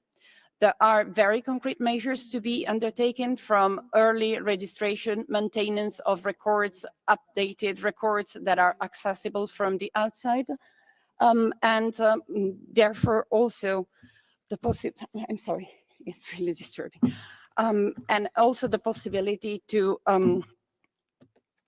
have access to information from the outside. This, in the context of migration, is extremely important and has certain specific features. I would also include in preventive measures and early warning mechanisms something that was highlighted in a number of interventions, that is strengthen cooperation. And I would mention that cooperation should meet two ends. On the one hand is mutual legal assistance and the legal cooperation, and this goes in answer also to something that Croatia requested. The strengthening of that kind of cooperation is crucial. And on the other hand, cooperation to provide support to families. I would also underline that in certain specific circumstances, other subjects other than states should cooperate. And I would refer to what we mentioned in the report we presented this year on the enforced disappearance of defenders of land, natural resources, and environment. Therefore, I refer to the fact that enterprises, business enterprises, and financial institutions also should be part of the cooperation and apply due diligence. I take note, and I particularly thank for the attention shown and the interest shown in the thematic report by the European Union, the African Group, Ghana, Benin, for this report on the enforced disappearance of defenders in the context of defense of land, sorry, natural resources and environment. In this regard, I would point out that Monday, on the 22nd of September at 3 p.m. in room 9, that is just next to this room, we will have a side event to present the report. In that regard, we will have the opportunity to also at length illustrate our findings and recommendations. I would add, in answer to the question on how to prevent or other two pillars of what is important to fight against enforced disappearance, the importance of search for disappeared persons, and early mechanisms to find those who have disappeared, hopefully alive and without having to wait, as it was pointed out in one of the latest interventions, for years. In this regard, the working group has provided and will continue providing technical cooperation. We've done so to with Chile, the search unit in Colombia, and in Peru. We stand ready to provide this kind of cooperation also to other countries. With regard to accountability, I would answer to Norway that some of the answers on how to promote accountability can be found in the study we presented on the use of universal criminal jurisdiction. But nevertheless, I would in particular underscore the importance of strengthening the legal framework, establishing specialized units, because enforced disappearance is a particularly complex crime, training the personnel, and ensuring the participation of victims. This is equally crucial in answer to Belgium to fight against the phenomenon of transnational repression. Finally, I would like to mention that the working group joins other mandate holders in denouncing the US government sanctions on the Special Rapporteur on occupied Palestinian territory. We express our full solidarity with Francesca Albanese. Sanctioning a Special Rapporteur appointed by the Human Rights Council violates international law and is a direct attack on the integrity of the UN human rights system, including special procedures as a whole. We call on all states to act decisively to denounce these sanctions and refuse to carry them out. We also call on the United States of America to immediately withdraw these illegal sanctions. Thank you very much. Thank you. This brings us to the end of this interactive dialogue. I wish to thank Ms. Gabriela Citroni for her participation. We will take a break short break before holding the interactive dialogue, the working group on arbitrary detention. Thank you.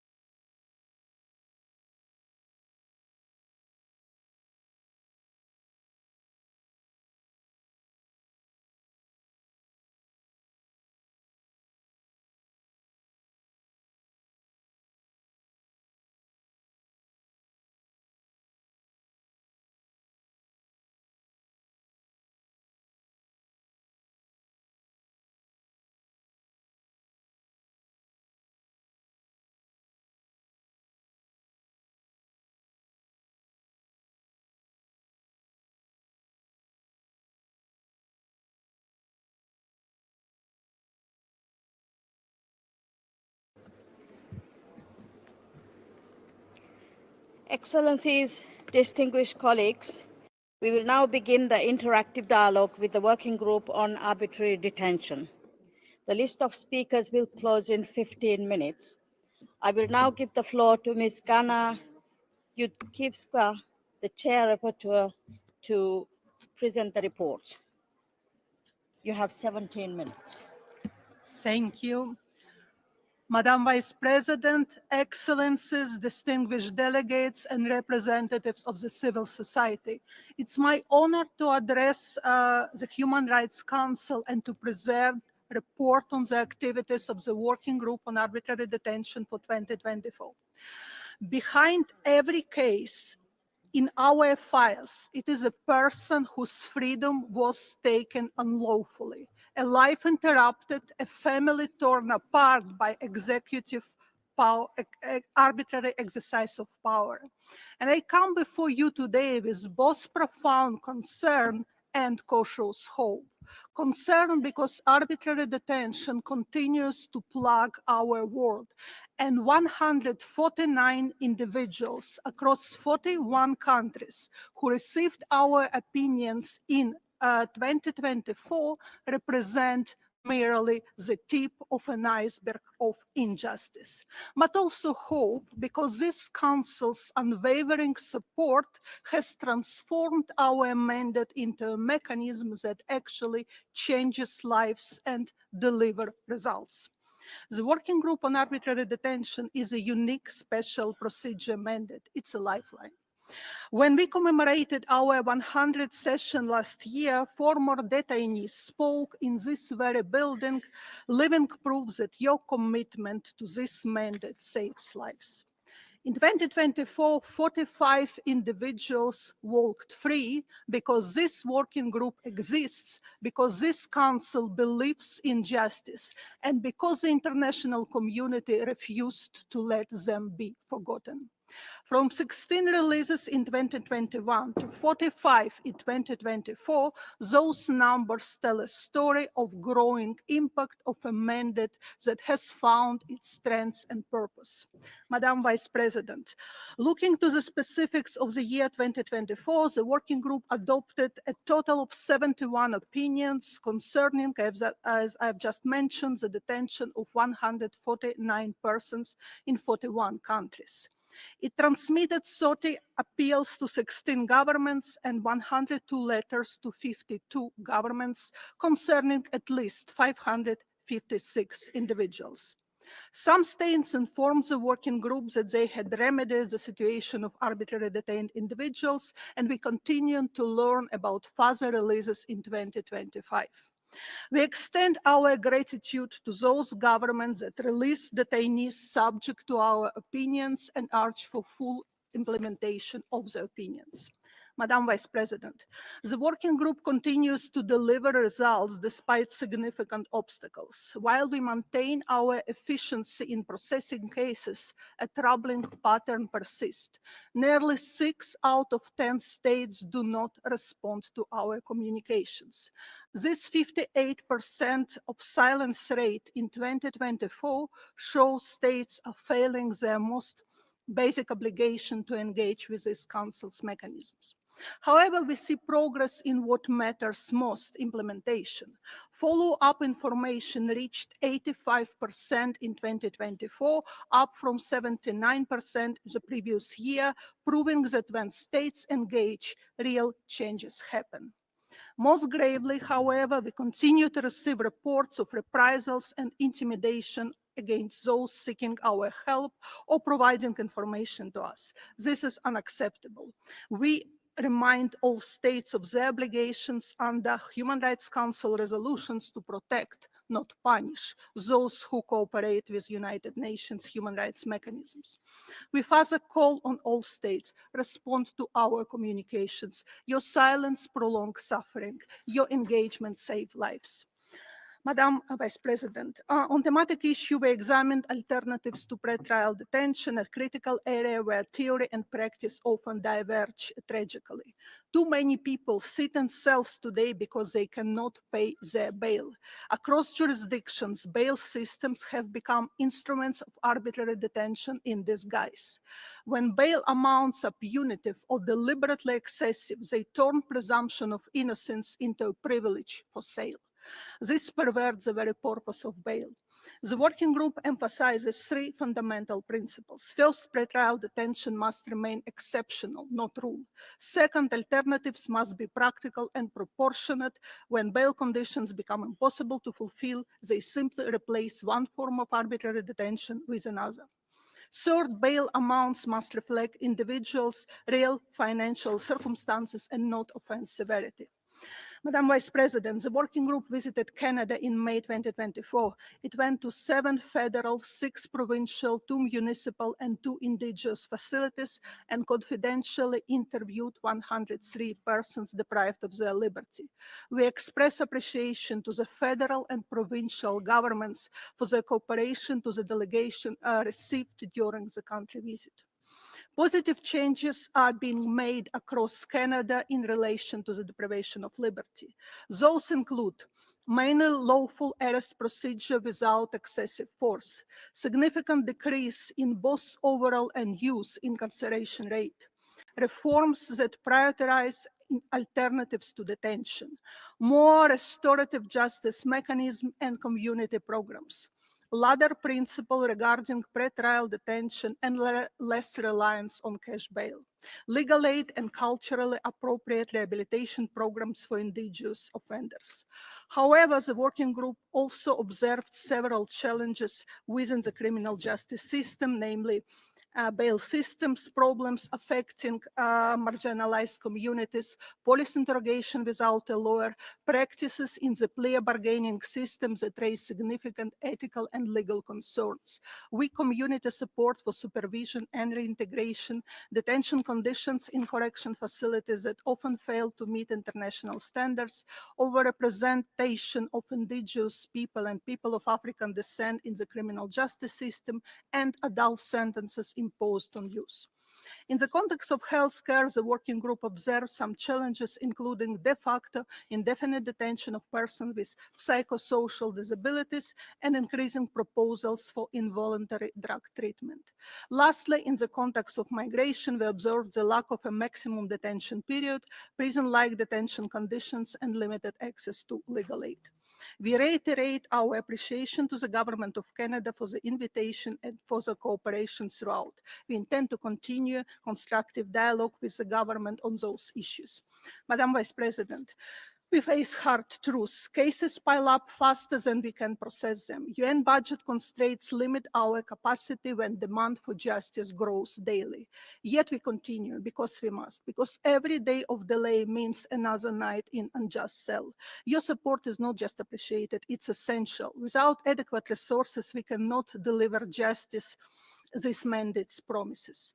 Madam Vice President, Excellencies, distinguished delegates and representatives of the civil society, the moment has come to move beyond words. We call on all governments, take further steps necessary to remedy the situation of all individuals deprived of liberty without delay. As Elie Wiesel, Nobel laureate and Holocaust survivor, powerfully put in, action is the only remedy to indifference, the most insidious danger of all. The world is watching. History will judge us not by the resolution we pass, but by prison doors we open to those who should not be there. Thank you, Madam President. Thank you. In accordance with our practice, we will now hear from the delegation of the country concerned. I give the floor to the distinguished representative of Canada. You have 5 minutes. Thank you, Madam Vice President.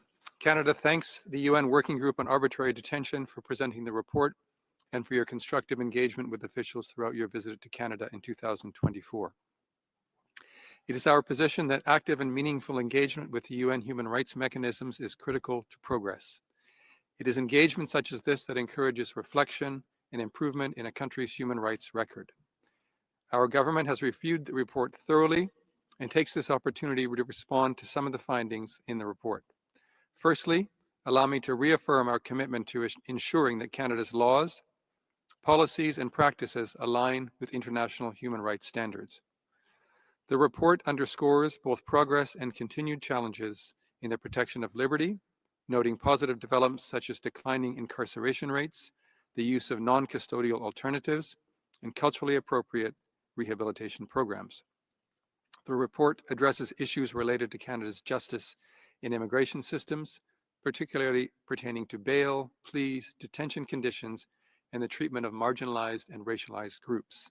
It calls for reforms to reduce arbitrary detention, improve legal safeguards and detention conditions, address systemic discrimination, and enhance community-based supports and oversight mechanisms.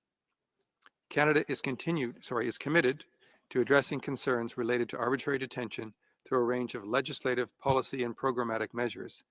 These include improvements to bail practices, the expansion of restorative justice processes and diversion programs, legal aid, and support for culturally appropriate rehabilitation options. A comprehensive response to these issues is demonstrated by the province of Ontario's introduction of holistic justice centres, combining criminal court proceedings with needs-based integrated services designed to increase community safety and address mental health, education, employment, and other social determinants of health. I will conclude my statement in French. Le rapport du groupe. The working group report also draws attention to underrepresentation of Indigenous peoples of African descent in the criminal justice system. Canada recognizes that reality, which is regrettable, and recognizes that to remedy those inequalities, sustained or coordinated action is needed at all levels of government, in partnership, of course, with the communities concerned.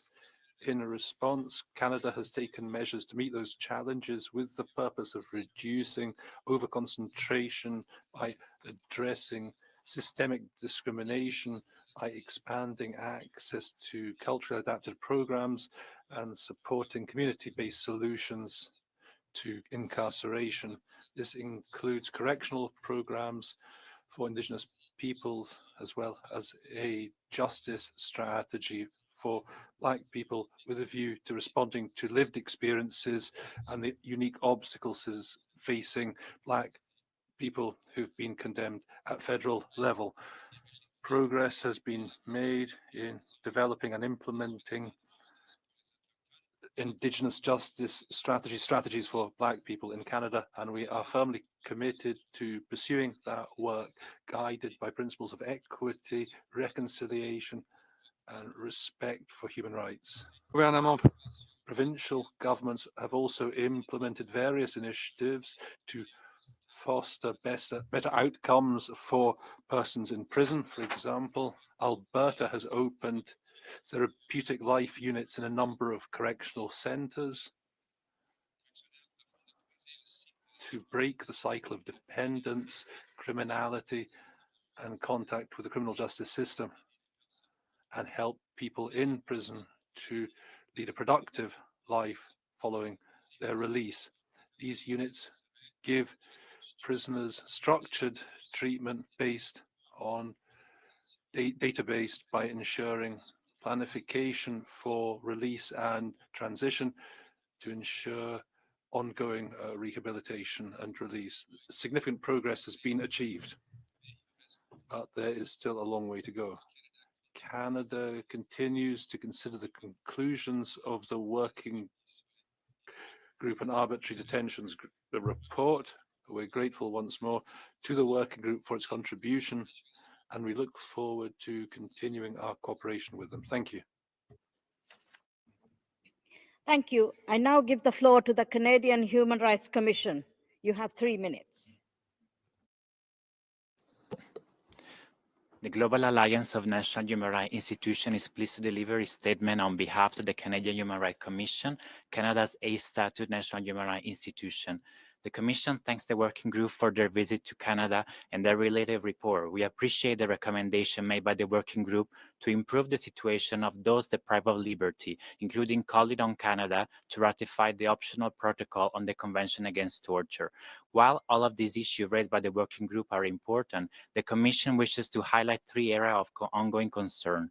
First, is the over-incarceration of certain segments of the population. Across Canada, concern continues to be raised by Indigenous, Black, and other racialized communities that racial profiling and over-surveillance by police, security agency, and other authority figures is a daily reality, reducing public trust and perpetrating harmful impacts in these communities. Of further concern is an increasing number of reports of injurious and deadly interaction between police, Indigenous, Black, and other racialized individuals, often with mental health disability. The second issue is the alarming allegation of coercion, violence, bullying, and harassment in Canada's prison.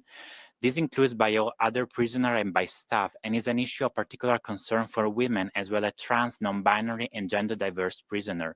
Prisoners may not report incidents of sexual coercion and violence due to a fear of reprisal, highlighting the need for the system for effective reporting and accountability measures. The final issue the Commission would like to highlight is the broader issue of institutionalization of the people with disability. Many people with disability in Canada are forced to live in institutions because they can't access the support and services they need to be able to live independently and with dignity in the community. As a result, many people with disability, including young people, continue to live in appropriate facilities such as hospital, long-term care facilities, and group homes, where there are continued gaps in monitoring and oversight. This is why the Commission continues to call on Canada to ratify the optional protocol to the Convention Against Torture without delay, including by designing an appropriate national preventive mechanism to ensure ongoing and enhanced independent oversight, monitoring, and reporting in all places of detention. Doing so would offer more consistent and proactive human rights protection for people who are deprived of liberty across Canada. The Commission continues to offer its support and collaboration on this important human rights issue to ensure that all people in Canada can live a life with dignity, equality, and respect. I thank you. Thank you. The list of speakers is now closed. I now invite interested delegations to ask questions and to make comments on the reports. The speaking time is 1 minute, 30 seconds for all. I give the floor to the distinguished representative of Iceland on behalf of a group of countries. Madam Vice President, I have the honor to deliver the statement on behalf of the Nordic Baltic states. We thank the working group for its latest report and acknowledge its critical mandate and determined efforts toward addressing the serious issue of arbitrary detention. The practice of arbitrary detention is contrary to international human rights law and gravely undermines the right to life, liberty, and security. We reiterate our support for the High Commissioner and the working group's call to bring this practice to an end once and for all, and to provide effective remedies and reparations for victims and survivors. We appreciate the engagement of governments that cooperate constructively with the mandate of the working group. At the same time, we strongly condemn the use of arbitrary detention as a tool against those exercising their rights, as well as reprisals against individuals who engage with the United Nations. Due process must always be guaranteed, and any restriction of liberty must be lawful, necessary, proportionate, and justified. Furthermore, we echo the working group's call on states to ensure that practical, proportionate, and non-discriminatory alternatives to pretrial detention, particularly non-financial ones, are made available. In conclusion, what can states do in support of your mandate to help end the practice of arbitrary detention? I thank you. Thank you. I give the floor to the distinguished representative of Belgium on behalf of a group of countries. Madam Vice President, I deliver this statement on behalf of the Benelux countries, Belgium, the Netherlands, and Luxembourg. We align ourselves with the EU statement, thank the working group for its report, and reaffirm our strong support to its mandate. We are concerned by the lower response rate from states under the working group procedures. Against this trend, we call on all states to cooperate fully with the working group, respond comprehensively and timely to its communications, implement its opinions, respond positively to its requests for country visits, and ensure it is provided with adequate and sustainable resources. As pointed out in the report, reprisals and intimidation suffered by individuals involved with the working group are entirely unacceptable.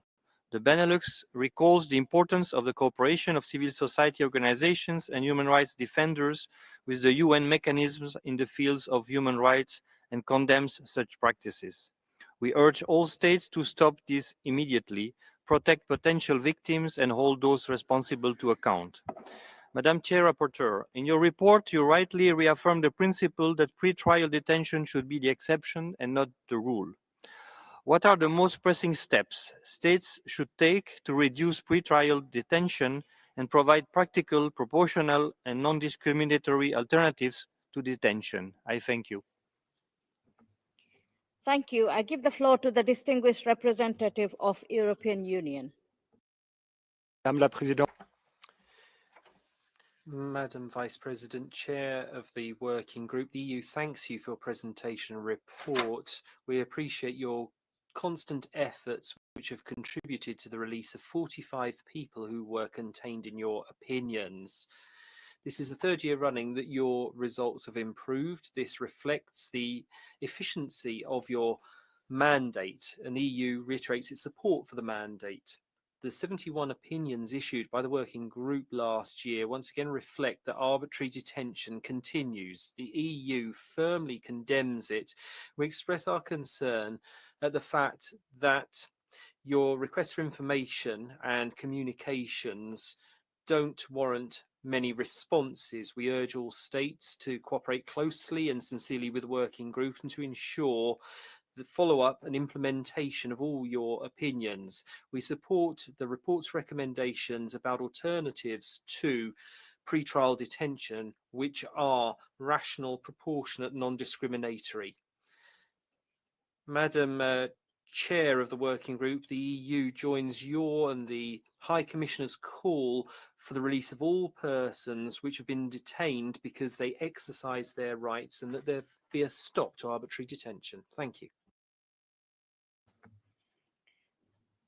Thank you. I give the floor to the distinguished representative of Poland on behalf of a group of countries. Madam Vice President, Madam Chair Rapporteur, I have the honor to deliver the statement on behalf of the Lublin Triangle states, Lithuania, Ukraine, and my own country, Poland. Please allow me to commend the working group for its indispensable engagement in the interest of persons deprived of their liberty without a lawful basis. We appreciate the latest report of the group, although we conclude with deep concern the arbitrary detention is still being utilized by the governments as one of the preferred tools of repression and intimidation. Our countries unequivocally condemn arbitrary detention anywhere in the world in our immediate neighborhood. We deplore systematic practice of arrests on trumped-up charges in sham trials and imprisonment of dissidents in Belarus and Russian Federation, as well as detaining civilians in the temporarily occupied territories of Ukraine. We note that the vague and overly broad laws are often being used to create a pretext for detainment, and we denounce mistreatment and torture of detainees. Madam Chair Rapporteur, our countries firmly stand by the conviction that the right to personal liberty demands that no person should be subject to arbitrary detention.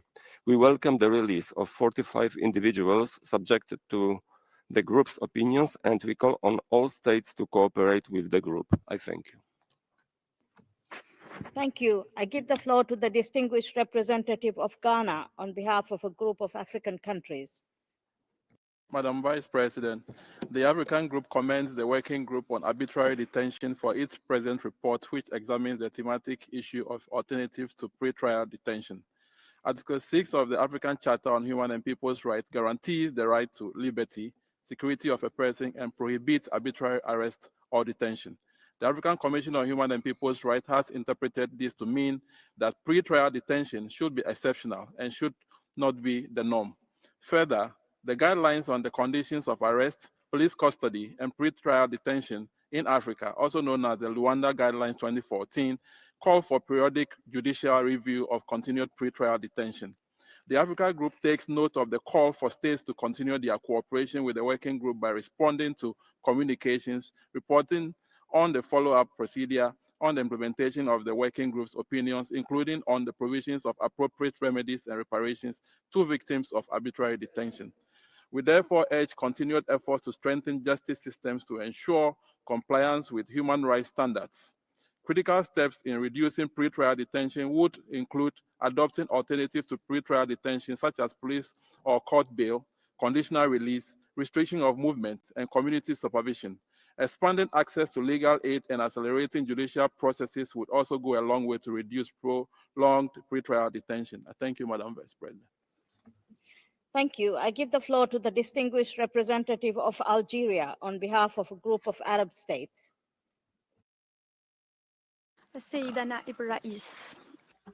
Madam Vice President, we have the honour to deliver this statement on behalf of the Arab group.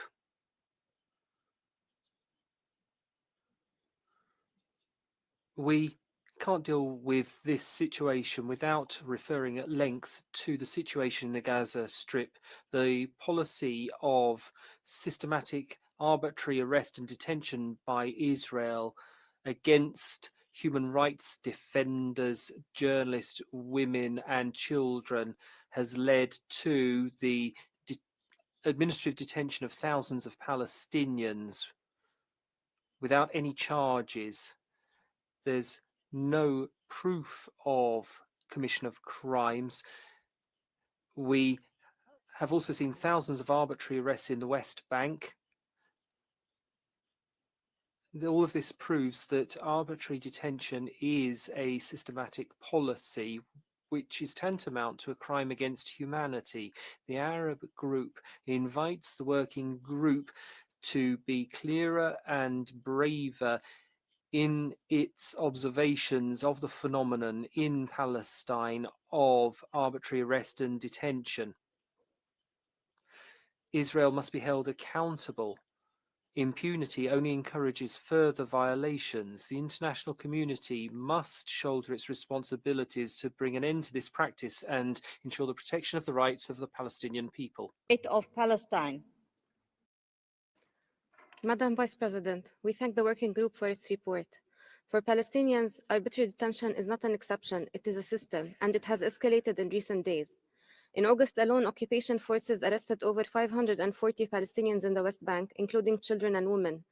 In Tulkarem, mass raids and curfews resulted in large-scale arrests and forced marches to military checkpoints. In Gaza, healthcare workers and hospital staff continued to be targeted and arbitrarily detained.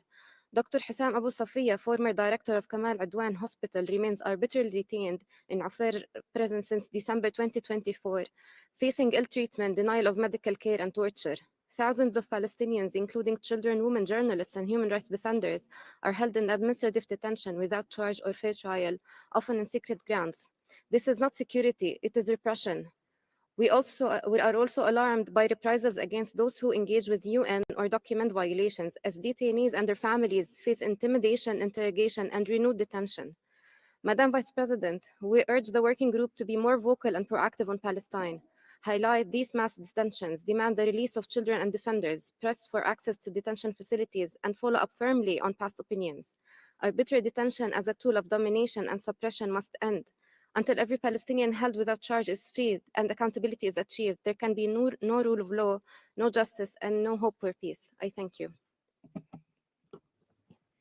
Thank you. I give the floor to the distinguished representative of Azerbaijan.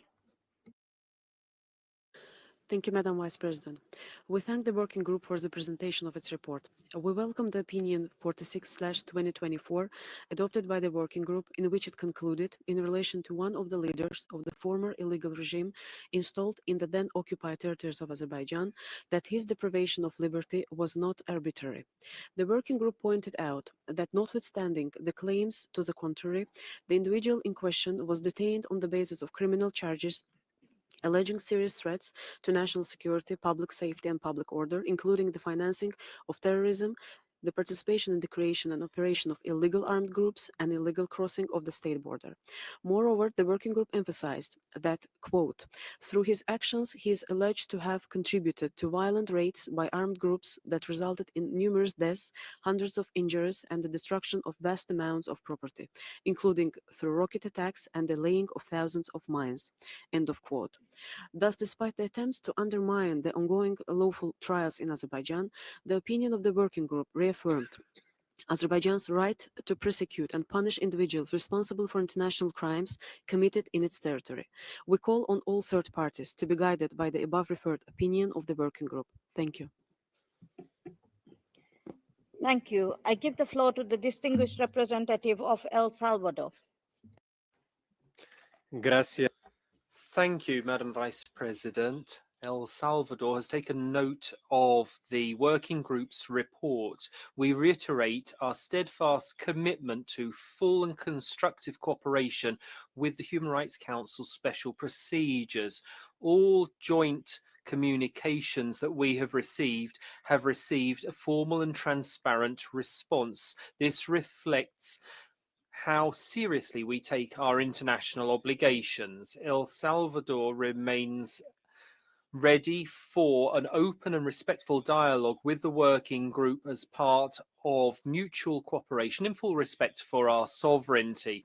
We think that cooperation is the most effective way of ensuring respect for human rights of all persons. Thank you very much, Madam Vice President. Thank you. I give the floor to the distinguished representative of Tunisia. شكرا السيدة نائبة الرئيس. أخذ وفد بلاد.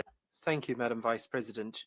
Tunisia takes note of the report from the working group. We reiterate our commitment to protect everyone's human rights without any exception and to provide due process for all suspects in full respect for their dignity and rights. Detention is always legal and in line with applicable procedures, and this is overseen by the prosecution service. Prison sentences are based on decisions handed down by the competent and independent courts pursuant to the national constitution and laws, and also based on the principle of equality of all before the law, as well as in line with preventing impunity. Tunisia pursues constructive cooperation with the working group by regularly responding to its communications. Such communications must be neutral, objective, and non-politicized.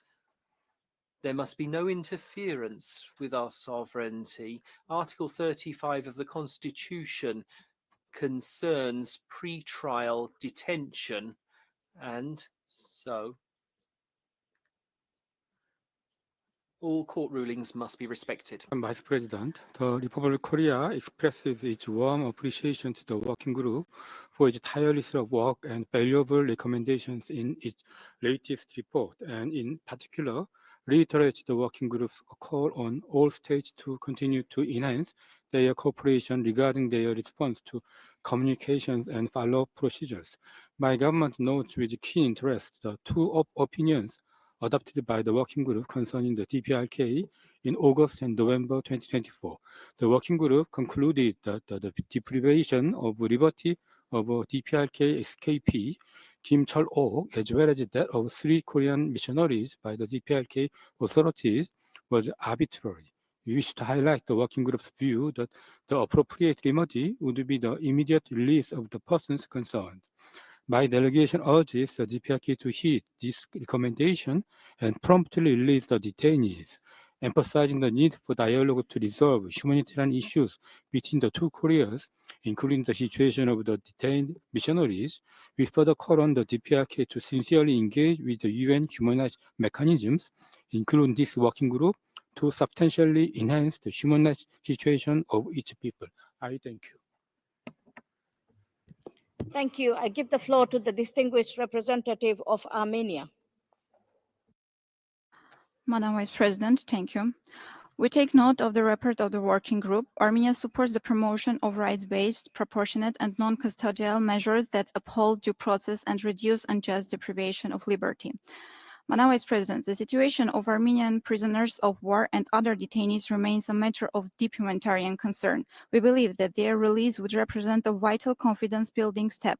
In the absence of independent humanitarian monitoring since the closure of the ICRC's operation, release gains even greater urgency. In the context of the agreement on the establishment of peace and interstate relations initiated on August 8 in Washington, D.C., the release of prisoners of war and other detainees should become an early and tangible outcome of the peace process and post-conflict rehabilitation. This would not only resolve the most pressing humanitarian issue, but also strengthen trust between the sides. In this context, we wish to emphasize the importance of ensuring that the working group's assessments are not only comprehensive, credible, and impartial, but also acutely sensitive to context, especially in situations marked by ethnic and political complexities. Otherwise, they may undermine the integrity and effectiveness of the assessment process and create heightened risk for individuals in the situation of extreme vulnerability. I thank you. Thank you. I give the floor to the distinguished representative of United Republic of Tanzania. Thank you, Madam Vice President. The United Republic of Tanzania aligns itself with the statement delivered by Ghana on behalf of the Africa Group. We have taken note of the report of the Working Group on Arbitrary Detention and reaffirm our commitment to the protection and promotion of human rights, the rule of law, and the democratic process. The report records the transmission of one communication to our country and to our government in 2024. We respectfully reject the characterization of this matter as a case of arbitrary arrest, as well as any implication that arbitrary detention is a common or accepted practice in our country. The United Republic of Tanzania is governed by the rule of law with constitutional and legal safeguards in place to protect individual freedoms and to ensure that all arrests and detentions are carried out strictly in accordance with due process. As a party to the International Covenant on Civil and Political Rights and the African Charter on Human and People's Rights, Tanzania upholds fundamental rights and freedoms. These international obligations are given effect through Article 15 of the Constitution, relevant provisions of the Criminal Procedure Act, and other pieces of legislation governing criminal processes. The Commission for Human Rights and Good Governance and the judiciary remain empowered to receive complaints and to investigate abuses. Where misconduct by individual officers occurs, it does not reflect government policy, and offenders are held accountable through judicial and disciplinary processes. I thank you. Thank you. I give the floor to the distinguished representative of Cyprus. Madam Vice President, Cyprus aligns itself with the EU statement and thanks the Working Group for its report.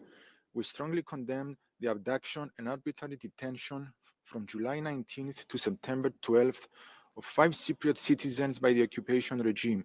These individuals, who are internally displaced persons from the occupied part of Cyprus, were brought before a military court on unfounded allegations and are still not allowed to leave the occupied part as one of the restrictive measures imposed. We recall that in the interstate case of Cyprus versus Turkey of 2001, the European Court of Human Rights held that the trial of civilians by military courts constitutes a violation of Article 6 of the European Convention on Human Rights. Similarly, the Human Rights Committee has considered military courts unsuitable to try civilians.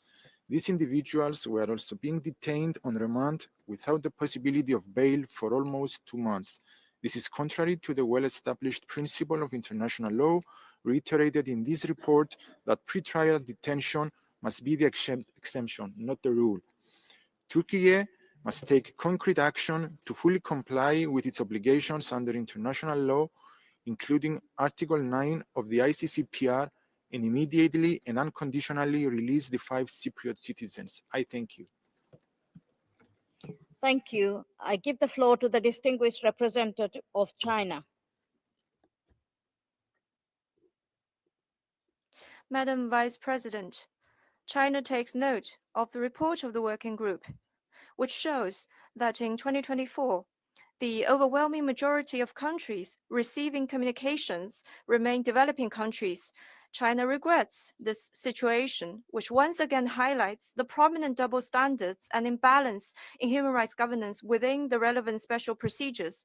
The Working Group should discharge its duties impartially and objectively in accordance with a mandate from the Council and a code of conduct, relying on authentic and reliable information and should not be misled by one-sided accounts. Judicial fairness serves as the final safeguard for social equity and justice. China firmly opposes arbitrary detention. Our constitution stipulates that the personal freedom of citizens shall not be infringed upon, that all are equal before the law, and that no one shall be above the law. Harsh penalties are reserved solely for criminal acts. The label of human rights defender should not influence conviction or sentencing. China attaches importance to engagement and dialogue with the relevant special procedures. We hope that they will respect the sovereignty and judicial independence of all countries and pursue constructive dialogue and cooperation with member states. Thank you, Madam Vice President. Thank you. I give the floor to the distinguished representative of Afghanistan.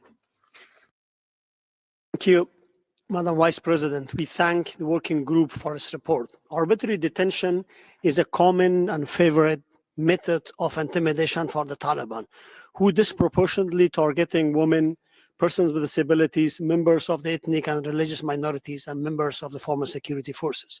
The OHCHR report highlights that enforcement of measure by the Taliban regarding the so-called Prevention of Vice and Promotion of Virtue law, finding that this law is being used as a base for monitoring and enforcing, which involves verbal warning, arbitrary arrests and detention, physical punishment like beating, and the others.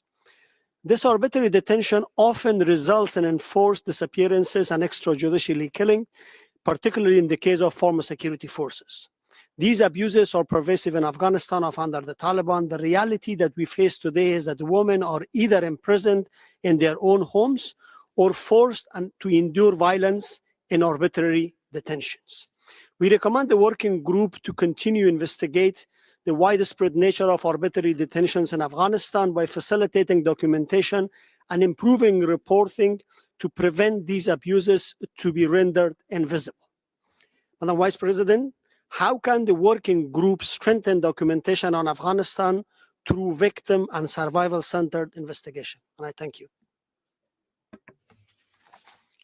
Thank you. I give the floor to the distinguished representative of Cambodia. Madam Vice President, my delegation thanks the working group for its reports and comments its unwavering defense of the principle that liberty is the rule, detention the exception. Arbitrary detention is not a mere procedural irregularity. It's a grave affront to human dignity this country is entrusted to uphold. In this spirit, Cambodia is especially concerned over the continued detention of the 18 soldiers seized by Thailand shortly after the ceasefire. The legal status as prisoner of war is affirmed under the Geneva Convention. Article 118 mandates their release and repatriation without delay after the cessation of active hostility. This obligation is absolute, neither negotiate nor condition. Any persistent in detention, whether under the protection of interrogation or prevention of hostility, is without lawful basis. And under Article 130 constitute unlawful confinement, a grave breach of the convention. Such a breach entails not only to the international responsibility of the detaining state, but also to individual criminal responsibility under Rome Statute. The protection accorded to the prisoner of war are not exhausted by human treatment during the captivity. They culminate in the immediate and unconditional release. Cambodia therefore calls upon this council and the working group to uphold this principle and to urge the prompt release of the 10 soldiers. The full statement has been uploaded on the internet. I thank you. Thank you. I give the floor to the distinguished representative of plurinational state of Bolivia. Gracias, Thank you, Madam Vice President. We've taken note of the report. The report also underscores the Bolivian government's position. We don't agree with the opinion issued because we think that the working group gave a biased assessment of the conditions of detention which the opinion refers to. It doesn't take account of the disruption of constitutional order which led to massacres, and also it hasn't taken into consideration our arguments, nor has it allowed the state to respond to information provided by the source on 2 occasions. So this shows that the assessment of the information was unbalanced. I would also like to point out that the Inter-American system and the United Nations Country Office in Bolivia recently expressed their concern at a court decision annulling the convictions pertaining to serious human rights violations which were committed during disturbances in 2019. We remain committed to a balanced and constructive dialogue with the working group. Thank you. Thank you. I give the floor to the distinguished representative of Turkey. Thank you, Madam Vice President. We remain deeply concerned about the persistent use of arbitrary detention by Israel as a tool for oppressing Palestinian people. The detention of civilians, including minors and health workers, without due process is a gross violation of international law. We believe that the group, as a human rights mechanism, should address the particular situation in Palestine. We will be raising this issue during the renewal of its mandate. Madam Vice President, Turkey remains committed to combating arbitrary detention, as has taken resolute steps to strengthen its national legal framework in this field. Turkish Criminal Procedure Code ensures that individuals cannot be detained without proper legal grounds and the due process. We value the working group's mandate. With the spirit of cooperation, we respond to its communication in good faith. However, we observe that the recent opinions of the group fail to give due consideration to detailed state observations. We also believe that the striking decline in the rate of the communication necessitates a self-assessment on the side of working group with regard to the effectiveness of cooperation. I thank you. Thank you. I give the floor to the distinguished representative of France. Merci, Madame la Vice. Thank you, Madam Vice President. Madam Chair Rapporteur, France would like to thank your working group for its activities and the impact that it has for all victims and their next of kin. France is pleased to see the number of people released following your opinions has been on the rise for the past 3 years. We join the appeal to member states to strengthen the cooperation with the working group, and we will be presenting the resolution this session to renew your mandate for a further 3 years. The right to individual freedom and security requires special protection because it's a prerequisite for exercising other rights. Your work shows the interdependence. Arbitrary detention targets those who have used their freedoms of expression, opinion, and movement. Arbitrary detention also fosters other serious violations of human rights, such as torture and sexual violence.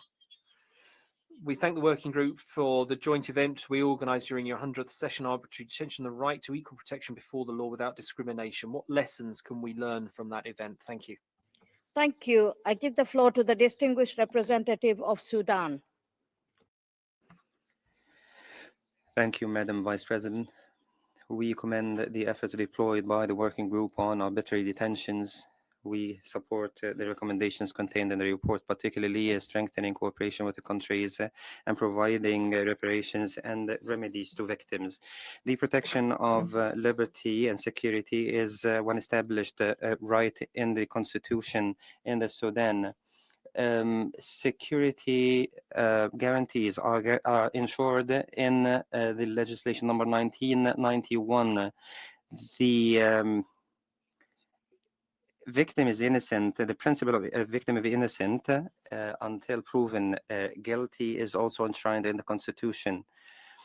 The rebellion that took place in April 2023 led to widespread violations by the rebels, including this deprivation of liberty, enforced disappearances, and other violations according to the international instruments. We call upon your council to condemn these practices, grave practices, and the perpetrators and supporters thereof, while making sure that these violations will not be repeated in the future. Thank you.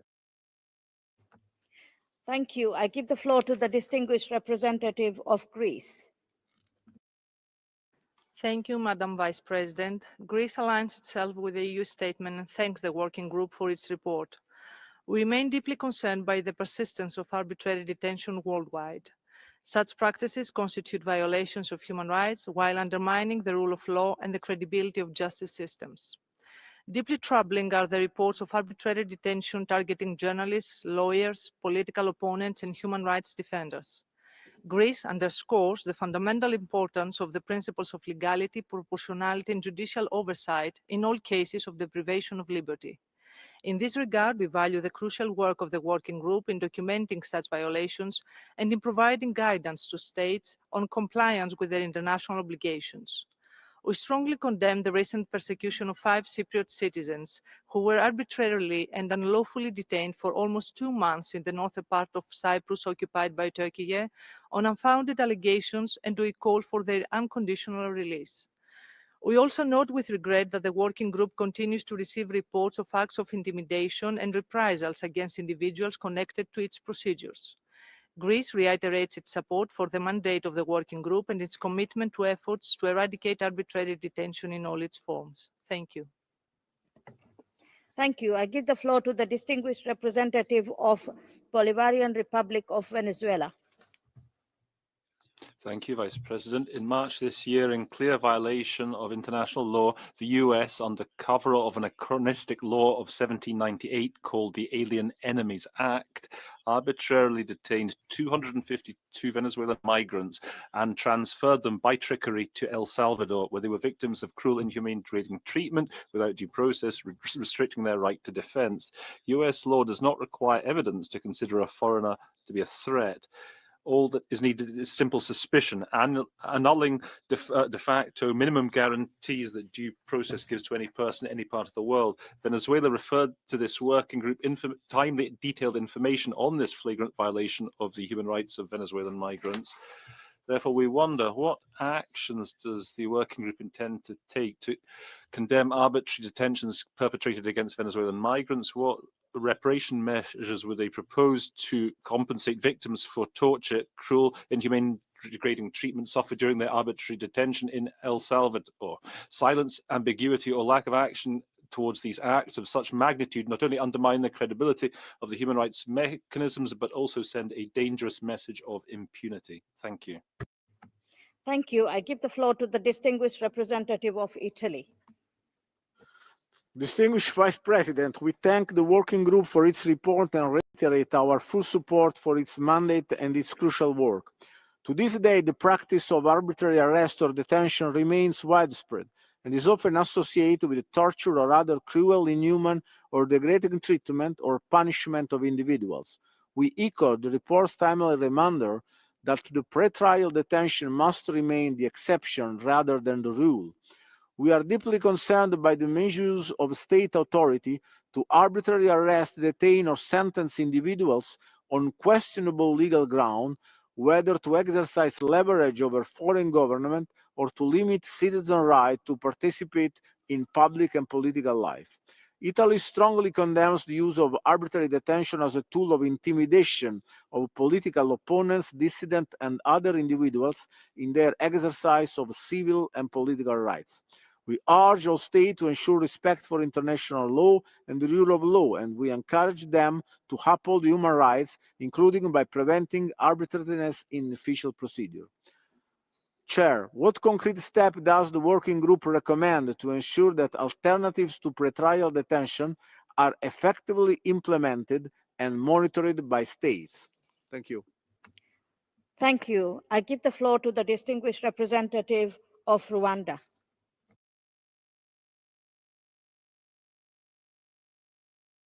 Madam Vice President, Rwanda aligns itself with the statement delivered by Ghana on behalf of the Africa Group. We noted the report of Working Group on arbitrary detention and wish to reaffirm Rwanda's strong commitment to upholding human rights at both national and international level. The right to due process of law requires that all individuals receive fair legal treatment and have their fundamental rights protected through arbitrary action, ensuring that life, liberty, and property are not deprived without adherence to proper legal procedure. Article 29 of our Constitution explicitly includes the right to due process of law, stating that everyone has the right to due process, including the right to be informed of charges against them and right to legal defense. The report allegation of arbitrary detention in Rwanda concerned individuals who were lawfully arrested and tried for serious crimes. Labeling these cases as arbitrary detention undermine fundamental principles of law and independence of sovereign judicial system. While Rwanda remains committed to engaging with Working Group in good faith, we call for objective, fair, and consistent implementation of international human rights standards and respecting judicial independence and foster mutual understanding. I thank you. Thank you. I give the floor to the distinguished representative of Ireland. Thank you. Ireland aligns with the EU statement and thanks the working group for their report. Ireland appreciates the report's focus on pre-trial detention, particularly the call on states to provide for practical, proportional, non-discriminatory, and preferably non-financial alternatives. Ireland further echoes the working group's assertion that pre-trial detention must be the exception and not the rule. We condemn the use of detention as a tool to intimidate, silence, or punish any person for exercising their human rights. We call for the immediate and unconditional release of all persons arbitrarily detained. The increased use of arbitrary detention as a tool for political repression in all regions in recent years is deeply concerning and constitutes a violation of the right to participate in public and political life. Civil society actors, human rights defenders, and media workers play a crucial role in our societies and must be free to carry out their activities without fear of harassment, reprisal, detention, or violence. Ireland condemns all acts of reprisals and intimidation against individuals whose cases have been raised by the working group and those who seek to cooperate with the UN, its representatives, and its mechanisms in the field of human rights. What measures can states take to ensure proactive engagement with the working group and full implementation of the working group's opinions? Thank you. Thank you. I give the floor to the distinguished representative of Guatemala. Thank you, Vice President. Guatemala is grateful to the working group for introducing its report, and we welcome the thematic approach to non-custodial measures. My country notes with concern that criminalization and arbitrary detention have been a persistent practice in the national justice system, affecting in particular human rights defenders, journalists, justice operators who have fought impunity, as well as authorities and leaders of the indigenous peoples who have contributed to strengthening democracy in the country. This reality highlights the need to eradicate the undue use of criminal law as a tool for persecution. The government of President Arevalo has conducted actions to bolster judicial independence, review the use of preventive prison, and develop effective mechanisms to guarantee respect for judicial guarantees and avoid repetition of practices of criminalization and arbitrary detention. Thus, Guatemala highlights the importance of technical assistance of the international mechanisms, including this working group, and has submitted an official invitation for an official visit to be made as soon as possible, convinced that their support will be key to consolidating a justice system that guarantees dignity, freedom, and the rights of all persons. I thank you. I give the floor to the distinguished representative of Egypt. السيدة نائب الرئيس. Madam Vice President, the delegation of Egypt welcomes the interactive dialogue with the working group, and we have taken note of the report submitted to the Council. We reaffirm the importance of the mandate entrusted to the working group, and in this regard, we reiterate Egypt's commitment to continuing communicating, interacting, and cooperating in good faith with all communications received from the working group. We would like to draw the attention that some parties continue to misuse the special procedures as a tool for political targeting through deliberate attempts to frame the legal processes of investigations conducted by independent judicial bodies in countries as arbitrary detention, without committing to fully, objectively, and impartially presenting the procedural and legal references for detention decisions issued against defendants. We reiterate our call for the working group to continue to carefully verify the credibility and validity of the communications it receives against Egypt before formally notifying the state, and to avoid adopting negative opinions regarding these communications based on unreliable sources of information. We reaffirm that Egypt's constitutional and legal frameworks provide strong safeguards against arbitrary deprivation of liberty, and we also continue to engage constructively with the working group and provide detailed information on the communications we receive in a timely manner. Thank you, Madam Vice President. Distinguished representative of Iraq. Shukran. Thank you, Madam Vice President. Iraq would like to welcome the working group, and we reiterate our continued cooperation with all the communications received by the working group. The late responses to some communications should be understood as an issue with waiting for the outcomes of independent judicial processes. Madam Vice President, national legislation adopt alternatives to detention, including personal pledges and bails, as impactful legal tools that guarantee the appearance of defendants and the good running of investigations and adjudication. This also alleviates the burden on detention centers and limits the social and economic repercussions on the person and the families. This is not belittling the importance of handling crime. It is a form of building confidence with the citizens and judicial bodies, and making the rule of law a pillar for the protection of freedoms and rights. Thank you, Madam Vice President. Thank you. I give the floor to the distinguished representative of Algeria.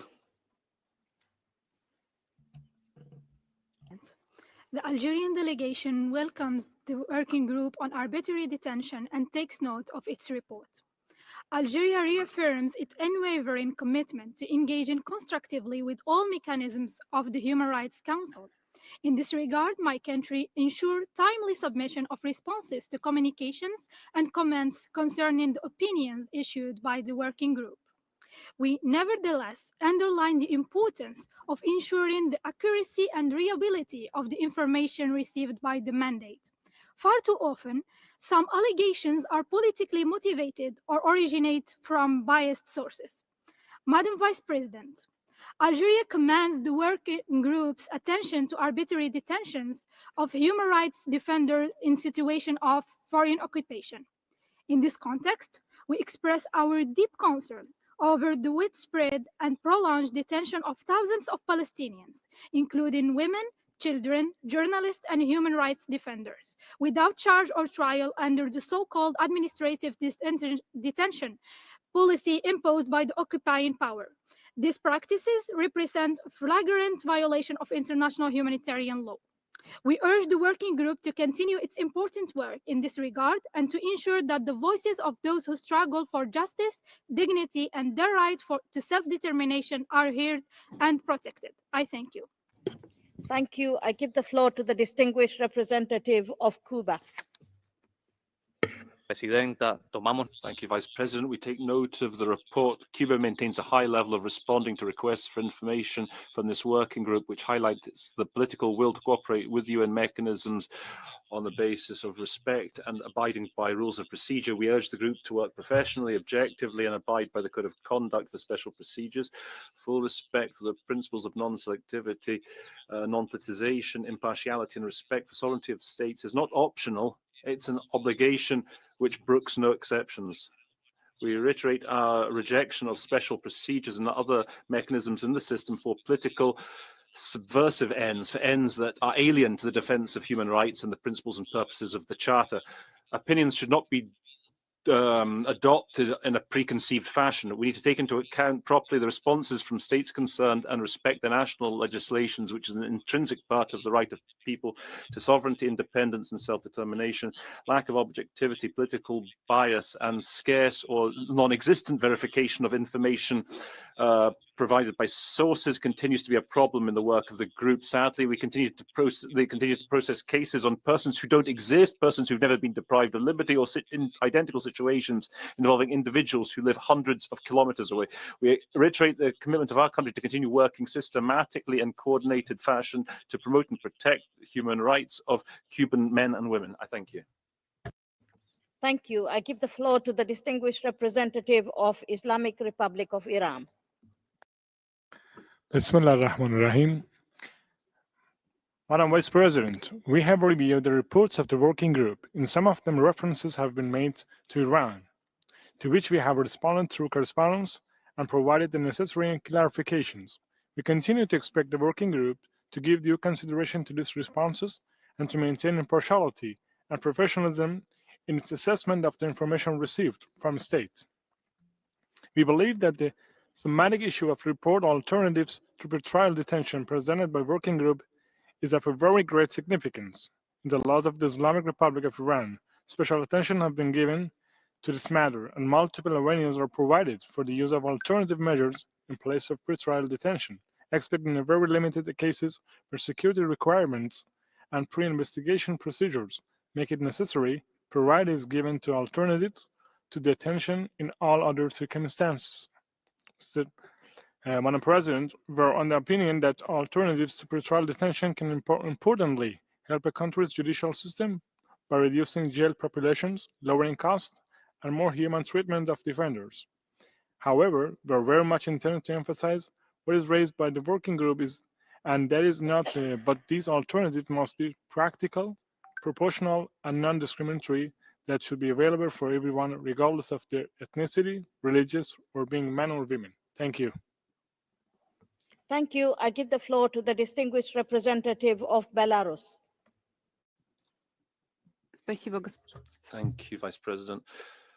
We've taken note of the report of the working group, which contains references to cases of detention of persons in Belarus. We categorically reject claims that these arbitrations are of an arbitrary nature. The procedure for using such measures of procedural coercion like detention is strictly regulated by national legislation and is unswervingly abided by. In March this year, there was a Belarus law that came into force on changing the codes on issues of criminal liability. It supplemented non-custodial measures for more than 20 categories of offences. We very much recommend the group to refrain from the practice of sending requests to states without due verification of the sources and substance of the information that they receive. We propose to the working group that they show greater care when it comes to situations with arbitrary detentions in Poland and in other European states, following mass demonstrations, the number of which keeps growing. And also the practice of deportations from Lithuania on the pretext of dangers to security. Thank you. Thank you. I give the floor to the distinguished representative of Chad. Merci, Madame la Vice. Thank you, Vice President. Chad thanks the working group for the report. We reaffirm our commitment to respecting international instruments that it's party to, as well as the provisions of its constitution of June 2023, guaranteeing the protection of freedoms and of liberties and fundamental freedoms. My delegation wishes to stress here that justice in Chad is rendered in the name of the Chadian people independently. That independence at the judicial level is in line with the relevant provisions of the Constitution, Article 154, and the Criminal Procedure Code of Chad. Any person alleged found guilty receives the assistance of a lawyer and has all recourse to appeal provided for under the criminal code, including appeal and cassation. The possibility of recurring to jurisdictional oversight mechanisms guarantees the respect for to the right for an equitable due process. Persons who have gone through this judicial proceedings and detention conditions. All the conditions are in line with the relative legislative provisions. The government reaffirms that all judicial procedures take place fully in line with the Criminal Procedure Code. Vice President Chad reiterates its willingness to cooperate fully with the working group and remains ready to host it in its territory. I thank you. I give the floor to the distinguished representative of Spain. Thank you, Vice President. We're grateful to the working group for its work and its report on activities and its contributions to non-custodial measures. The working group is a special procedure, long-standing, which sadly is still needed, given the proliferation of this practice, which is incompatible with international human rights law. We call for the immediate unconditional release of all persons in detention arbitrarily, especially human rights defenders, journalists, and political opposition figures. Spain recognizes the encouragement given by the working group to the families of victims who've suffered illegal detention. We urge all states to cooperate with that mechanism. We're troubled by reprisals that you have noted in your report, and we call on all states to refrain from sanctioning in all forms those who contact the working group, especially mandate holders. Spain continues to call for a world where opinion, dissent, and criticism should not be penalized arbitrarily and deprivation of liberty without any legal foundation. Thank you. Thank you. I give the floor to the distinguished representative of South Africa, United Kingdom of Great Britain and Northern Ireland. Thank you, Madam Vice President. Arbitrary detention is an abhorrent violation of human rights and undermines the trust in institutions that keep societies safe and open. The UK continues to call on all states to respect their international obligations and commitments in this area. We would like to thank the working group for its latest report, which contains over 70 opinions, all of which require attention. But today I would like to focus on the working group's opinion on Jimmy Lai, a 77-year-old British national who has been in detention in Hong Kong for over 1,600 days. And I know that his son is here with us today in this room. Madam Vice President, the working group's unequivocal opinion is that Mr. Lai's detention is arbitrary. The UK takes that opinion very seriously, and our position is clear. Jimmy Lai's prosecution is politically motivated, and he should be released. We have called on Beijing repeatedly to repeal its national security law. We have called for Jimmy Lai to be released, and we continue to press for the consular case access and for an independent medical assessment of Mr. Lai's health. We repeat those calls today, and we urge China to respond to the working group's opinion. Thank you, Madam Vice President. Thank you. I give the floor to the distinguished representative of South Africa. Madam Vice President, my delegation thanks the Working Group on Arbitrary Detention for its 2024-2025 report. The thematic focus on alternatives to pre-trial detention, treatment of detainees, including women deprived of liberty. South Africa remains committed to legality, necessity, proportionality, and non-discrimination in detention as a state party to the Convention Against Torture and the ICCPR, as well as the Bill of Rights that enshrines the right to liberty. Our framework already guarantees timely legal assistance, access to counsel, and independent review mechanisms as safeguards against arbitrary deprivation of liberty. The working group's emphasis on non-custodial options aligns with reducing overcrowding and upholding the presumption of innocence. South Africa continues to advance non-custodial measures through legislative reforms and risk-based assessment tools. We urge ongoing international collaboration to share best practices and prevent discrimination in access to alternatives.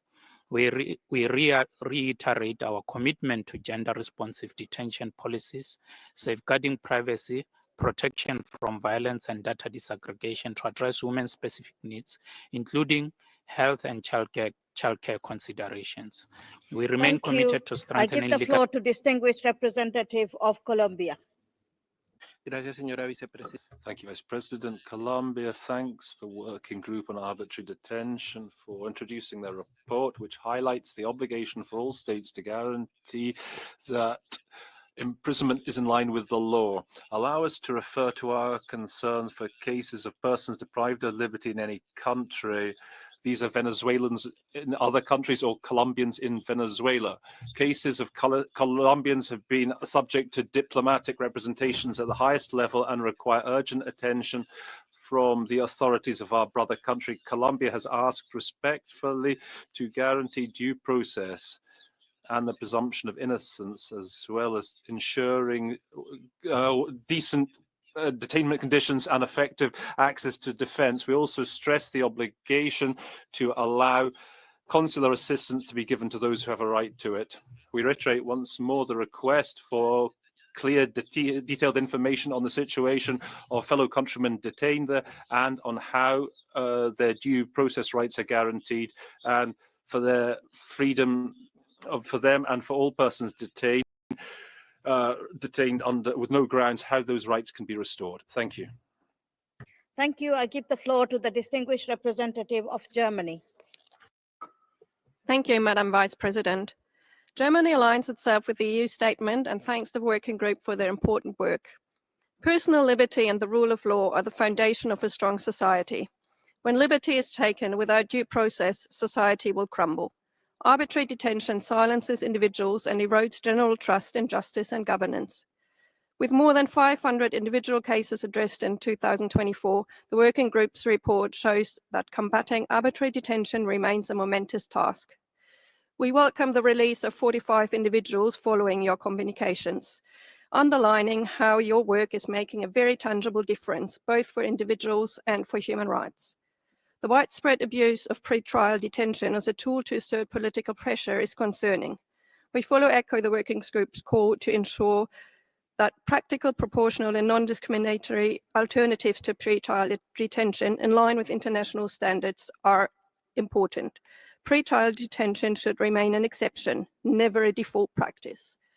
We call on all states to constructively engage with the working group through timely responses, follow-up on opinions and facilitation of country visits. Let me close by reaffirming Germany's stance in solidarity by those arbitrarily and unlawfully detained around the globe and calls for their immediate release. Members of the working group, could you explain whether and in how far you have witnessed elements of transnational repression against formerly detained persons? Thank you. Thank you. I give the floor to the distinguished representative of Malawi. Madam Vice President, Malawi thanks the Working Group on Arbitrary Detention for its report and valuable recommendations. Malawi shares the view that arbitrary detention undermines rule of law and erodes the enjoyment of fundamental human rights. Malawi continues to strengthen its justice system to ensure that the deprivation of liberty fully complies with the Constitution of Malawi and international standards. Furthermore, Malawi continues to work towards expanding access to legal aid and accessing and accelerating judicial processes to reduce prolonged pretrial detention.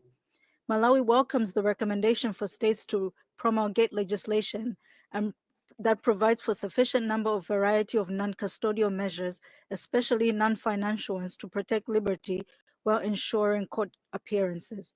Malawi also recognizes the importance of cooperation with UN human rights mechanisms, and in that regard, Malawi remains committed to constructive engagement and to aligning with our legislative and institutional frameworks with our international obligations. Finally, Malawi workers echoes their working group's call for the global community to end arbitrary detention once and for all. We reaffirm our dedication to upholding human dignity and rule of law and access to justice for all. I thank you. Thank you. I give the floor to the distinguished representative of, this is the last speaker we could accommodate from on the list. We will now turn to the list of speakers for national human rights institutions and non-government organizations. I give the floor to Burundi Commission Nationale Indépendante de Droits de l'Homme. La Vice-Présidente. Thank you, Madam Vice President. Burundi has an appropriate legal framework to promote and protect human rights, including the rights of detainees. Nevertheless, the Human Rights Commission remains concerned about a number of irregularities in cases of detention. Notably, there's been inappropriate treatment for prisoners with mental health conditions. They should have been housed in specialized units. Some people who've already served all their sentences remain in prison, and we're concerned about them and are advocating with the highest levels of government to have these files properly resolved. We are also investigating the possibilities for amnesties and pardons under the criminal code, and also clemency for detainees who are held under political because they're political activities. We're calling for the implementation of the decree on probation. We are also calling for an amnesty for certain inmates whose offences were political in nature. We are calling for the swift resolution of these cases. Thank you. We're Human Rights Commission.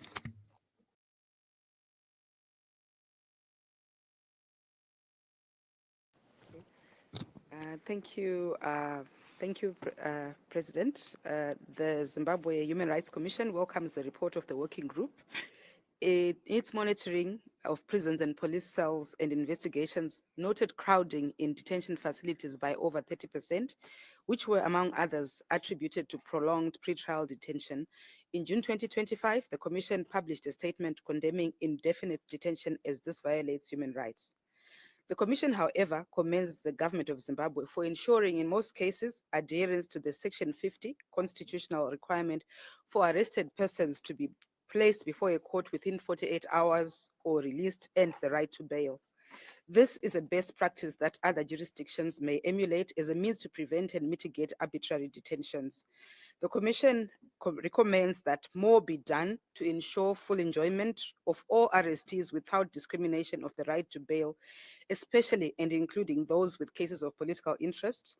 As the government develops its National Development Strategy 2, it urges the government, firstly, to implement the recommendations by the working group to use the percentage of pre-trial detainees as an indicator for measuring the efficiency of the justice system in terms of SDG 16, as well as to frequently utilize alternatives to detention without discrimination to ensure efficient and just court appearances, so as to address crowding in detention facilities and ensure humane treatment of arrested persons. I thank you.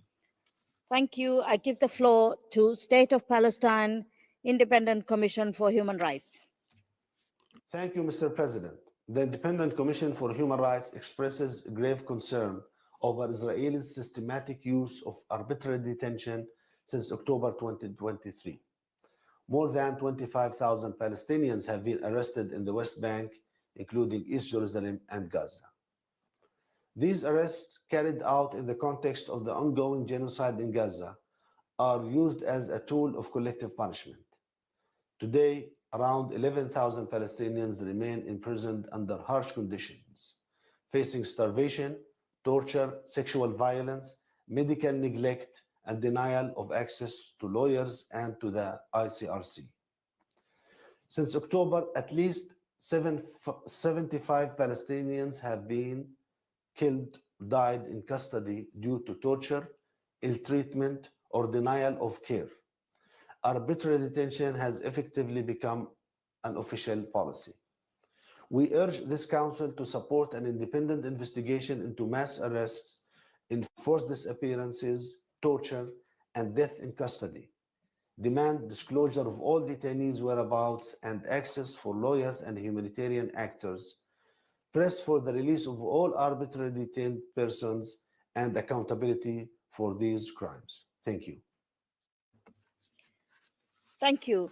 This is the last speaker we can accommodate in this session. Distinguished colleagues, this brings us to the end of this morning's session.